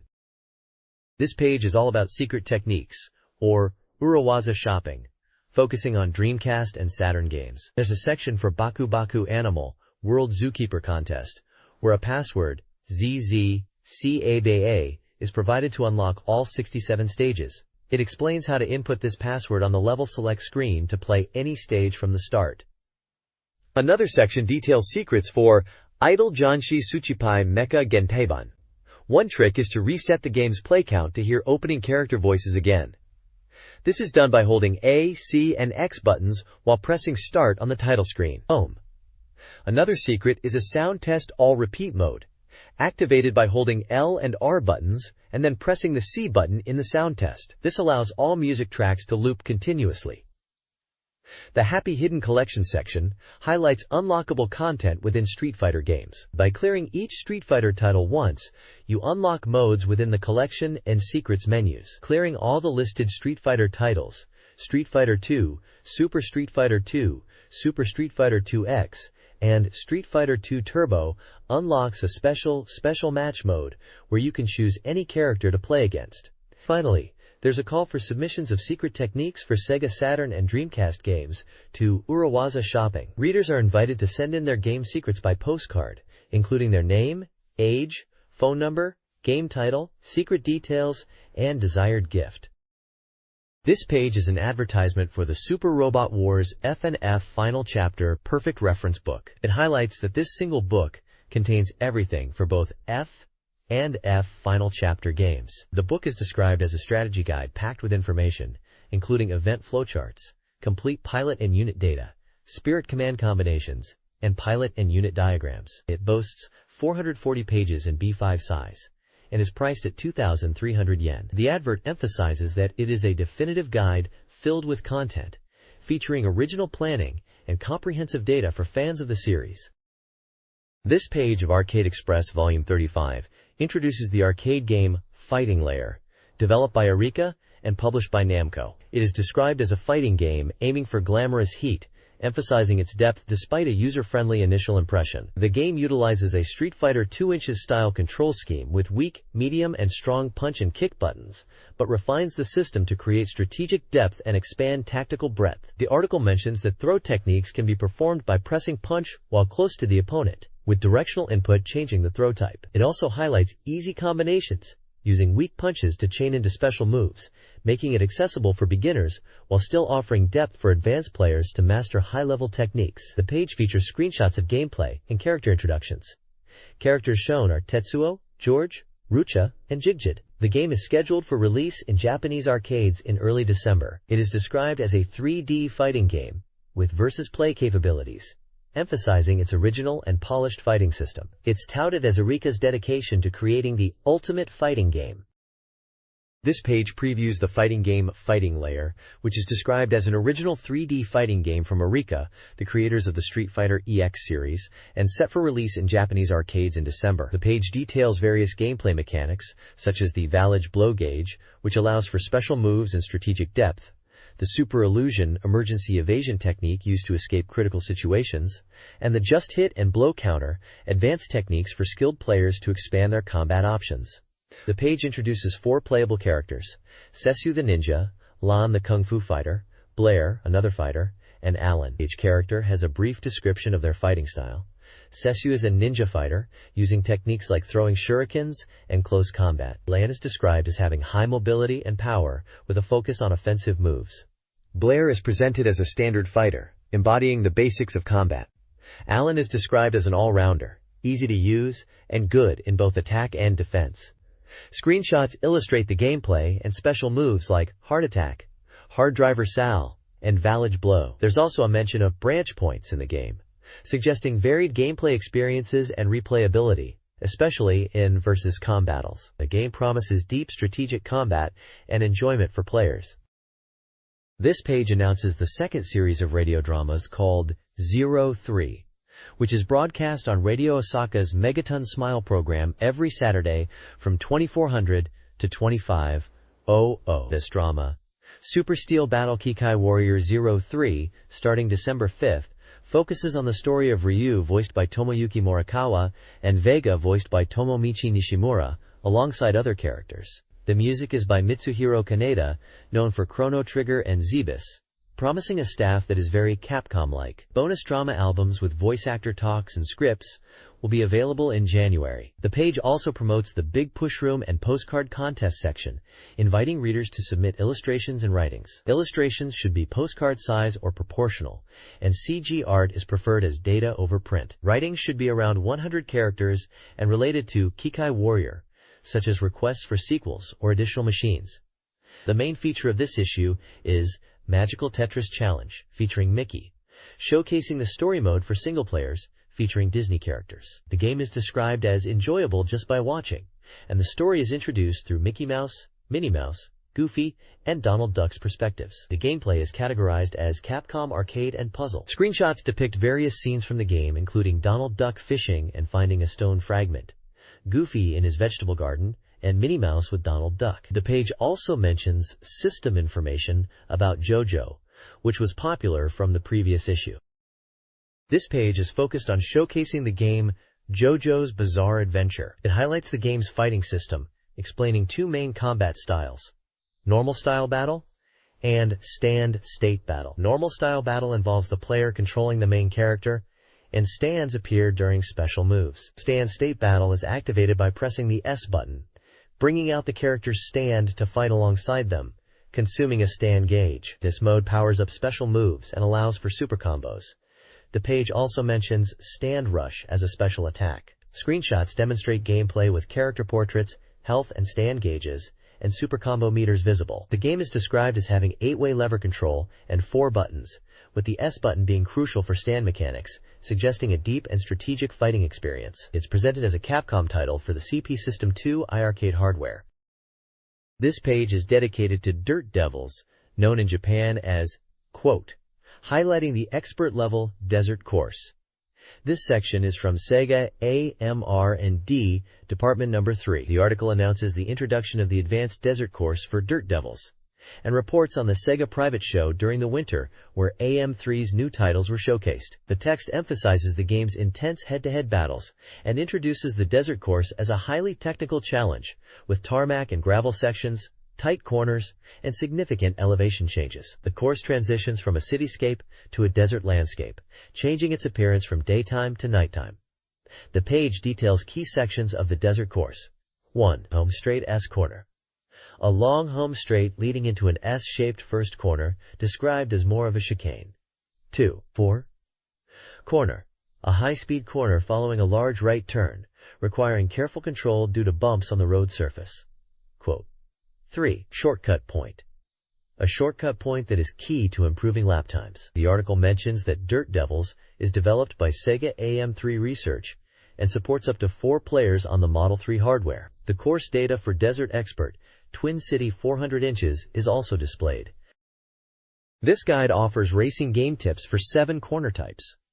Corner 3, the hairpin, requires slowing down before entry to avoid jumping off course. Corner 4, the 7 corner, is surprisingly tricky, needing an inside line approach and careful speed control. Corner 5, a combination corner, S-curve, emphasizes speed maintenance and efficient acceleration. Corner 6, the 10-12 corner, a challenging series of turns, advises inside lines and speed adjustments, particularly for the tight 10th corner. Corner 7, the jumping spot, necessitates neutral steering for a straight jump. A fast report section covers Sega's Winter New Work Showcase, highlighting AM3 research titles. The show, in a larger space, featured numerous new games. Magical Truck Adventure is noted for its bright, trolley action gameplay. LA Machine Guns, a powerful Gunblade NY upgrade, impressed with CG visuals, camera work, and bass shaker sound. Crazy Taxi was also mentioned as anticipated. Various other AM research and development titles were also on display. This preview from Sega AMR&D No. 1 details the final stage, Panthalassa, of the Dreamcast game, The Ocean Hunter. Panthalassa is a dangerous sea filled with monsters, featuring no common enemies and demanding health conservation as players face 4 groups of mid-bosses before the final boss. Bosses include Kerberos, shark-like creatures in groups, Umibozu, a tentacled jellyfish, Black Dragon, requiring destruction of its gate first, and Vritra and Kalia, twin dragons needing rapid fire. The final boss, Raab, is a sea king with 3 forms, starting as Dagon, on 4 legs, then 2 legs, and a final terrifying form. Each form requires strategic attacks, focusing on weak points and understanding movement patterns to overcome its high durability and powerful attacks. AM1R&D encourages players to reach the ending to uncover the origin of these monsters. The Ocean Hunter development team, including Kazunari Tsukamoto, Shinichiro Okumoto, and Hiroyuki Taguchi discussed creating their Jules Verne-inspired underwater adventure game. Initially planned as a 3D submarine shark shooter, it evolved into a diver-based game. Challenges included realistic underwater visuals and balancing bullet speed. They focused on menacing aquatic creatures like sharks and anglerfish for boss battles, aiming for a monster-filled ancient ocean setting, excluding edible fish for this reason. The developers targeted a broad audience with simple gameplay, appealing to casual gamers and children. They utilized Get Bass know-how for underwater effects, including camera movement and bubbles. A two-player mode was considered. While confident in their animal movement depiction, a Dreamcast port isn't currently planned due to incompatibility, though demand could change this. The page showcases early sketches, setting materials, boss designs, seabed ships, gameplay screenshots featuring Poseidon boss battles, and mentions a t-shirt and telephone card campaign. This page from Dream Sega AM2 Express, Volume 127, focuses on Daytona USA 2 Power Edition. It highlights the new version of the game, emphasizing the updated courses. The article mentions that the initial course has been significantly revamped, with changes to the dome-like structure. The interview features Mr. Osaki, the director of Daytona USA 2, who discusses the Americanized nature of the new Daytona USA 2. He mentions that American users strongly requested changes towards a NASCAR feel for the game, indicating this influenced the direction of the Power Edition. He also touches upon the Dreamcast porting possibilities, and hints that despite seeming like a simple port, it was a substantial undertaking. The screenshots showcase in-game racing action, emphasizing the visual updates and course redesign. The article promotes the game as a powerful upgrade, bringing back the legendary machine and heating up the winter with Daytona 2. This page is a preview report on Daytona USA 2 Power Edition, highlighting its new features. The Hornet car from the original Daytona USA makes a triumphant return, fully powered up and realized in Model 2 graphics. The Hornet's specs are impressive, boasting 780 horsepower and a top speed of 325 km per hour. A significant addition is the MIX course, combining the beginner, medium, and expert courses into one continuous, challenging track. There's also a new tournament system designed for the USA version, allowing online play via PC connection. A true reverse mode is implemented, letting players race in reverse and even forcing opponents to do the same. The game's ending now features a replay of your race. Other improvements include changes to the default background music for the Japanese version, refined handling for easier cars, and an overall more polished and enhanced experience. Developers discussed the challenges of bringing Daytona USA 1 data to the Model 3 engine, mentioning the intricacies of car physics and handling. They also hinted at considering a NASCAR team battle mode for a potential home release. The difficulty of porting was noted to be more complex than titles like Sega Rally 2 and Sega Rally 1, but they aimed to make the game accessible to both new players and veterans. They mentioned an online ranking system through Sega.com for time trials, expressing excitement about the potential for national and international competition. This page is about the Sega Model 3 arcade game Spike Out: Digital Battle Online. It highlights advanced character strategies for the game. The page mentions Stage 2 strategy, and is aimed at intermediate players who have cleared Stage 1. The page focuses on character specialities, specifically for two characters named Spike and Linda. For Spike, the page highlights his almighty fighting style, noting that his grabs from the BB attack are strong, and his B+CB move is easy to use and can knock down surrounding enemies. It also points out that Spike is good at aerial combos and uses charged attacks at levels 2 and 3. For Linda, the page describes her fighting style as combination-focused, mentioning her B attacks leave openings, so combination attacks are important, and using BBBBBB while pushing forward on the lever can initiate air combos. It also mentions that Linda's throw attack is also powerful, and her C-level 3 attack has short reach. The page also mentions her B+CB attack can be used in mixed situations, and that she uses B, rapid B button presses, and BBCC combinations.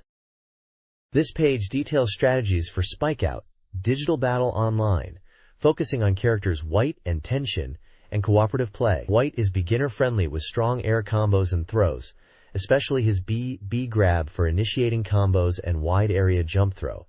However, his special attacks are weaker. For high scores, aerial combos with C-level 4 are recommended. Tenshin is more challenging due to combo interruptions, best played strategically using his long-reach B+CB attack for zoning.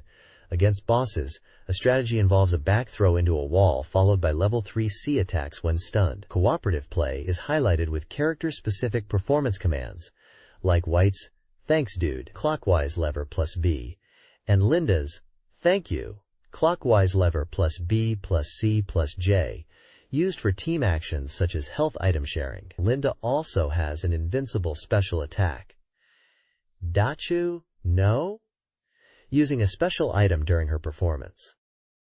The next page is a strategy guide for Stage 2 of Dynamite Comp.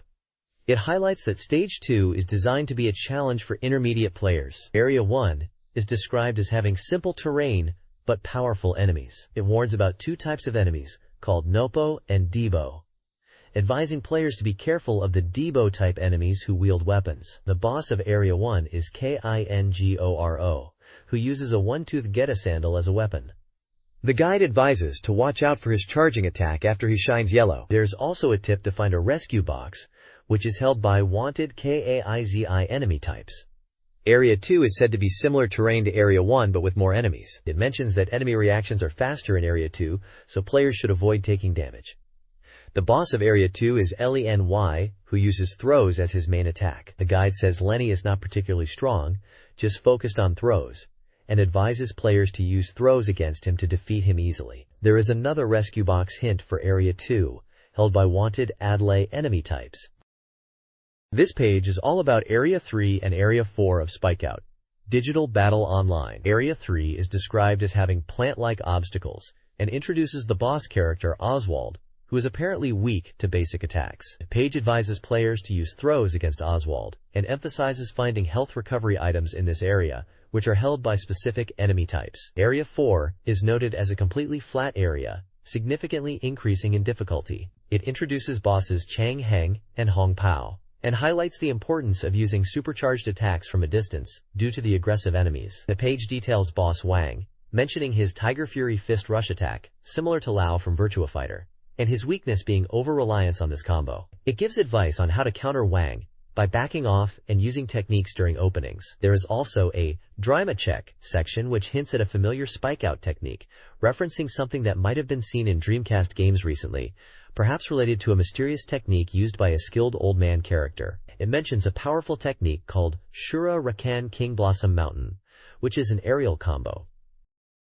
This page focuses on SNK's Last Blade 2 Feet, subtitled Gekka no Kenshi Dai ni Maku, showcasing the new systems implemented in this sequel. The page highlights various game mechanics such as the deflect or parry system, Hajiki, guard cancel parry, unblockable slashes, combo slashes, and wild dance secret techniques, air recovery, dash attacks, and air parries. Screenshots illustrate these gameplay features, showcasing characters like Kaede, Yuki, Kojiro, and Setsuna in action. There is also a section called Hyper Freaks, featuring fan art submissions based on Samurai Showdown 64, Warrior's Rage, also known as Asura Zanmaden in Japan. This section celebrates fan contributions to the Samurai Spirits series. This page is the Dreamcast Magazine's weekly horoscope section called Dreamcastrology, for the week of December 4th to December 10th. Each star sign from Aries to Pisces gets a short reading covering luck in areas like money, health, love, and work. Advice is given for each sign, and there are separate readings and cartoon images for boys and girls of each sign. The page recommends playing the Dreamcast game Godzilla Generations this week, mentioning it's the initial Godzilla game, and notes the birthday of the first Godzilla on November 3rd, suggesting a fitting theme for the week and to play the game. It mentions that this week is expected to be relatively peaceful, but perhaps a bit boring, hinting that engaging in activities like playing games is recommended. This page is an advertisement for a Dreamcast Magazine Reader Prize Draw. There are 4 prizes on offer. The top prize is Dreamcast software of your choice for 20 winners. Other prizes include a holographic photo frame for 3 winners, an Uminin paper bag for 10 winners, and a Sega Sanshiro action figure for 5 winners. The staff list for the magazine is also shown. The bottom of the page advertises the next issue of Dreamcast Magazine, which will be on sale December 11th, and is the 12/25 issue. Previews for the next issue highlight upcoming Dreamcast news, including Shenmue, Power Stone, and Sonic Adventure. There will also be a Dreamcast Complete Guide featuring Virtua Fighter 3TB and Pen Pen Triicelon. The next issue will also cover new Dreamcast releases such as Sega 2, 7 Cross, Sengoku Turb, Blue Stinger, Climax Landers, and Buggy Heat. This page is an advertisement for the Sega Saturn game Farland Saga, The Path of Time. The advert showcases a group of anime-style characters and includes screenshots of the gameplay, which appears to be a tactical RPG.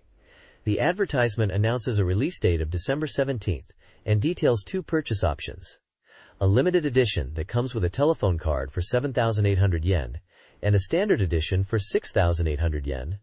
Both prices are listed before tax. The game is published by TGL. This page is an advertisement for the Sega Saturn game Noel 3. It's subtitled Not Digital and boasts features like chat animation, database hacking, network action, and various actions. The game is set at Kuka Foundation High School and Trioneer Tower. The tagline, PANCS Personal Automatic Navigation Camera System, is highlighted. The ad also lists features like action, circuit, dialogue, emotion, empathy, expression, icon, love, motion, smile, and voice. The advert features a group of anime-style schoolgirls, and the text, "We are Yuka Okano, Kaho Shimizu, EMI SANOKURA, Kotomi WAKURA, and Tina Nishimura," suggesting these are the main characters. The game was advertised as coming soon, with a release date of 19,981,210. It was on sale in 1998 from December 10th for 6,900 yen plus tax.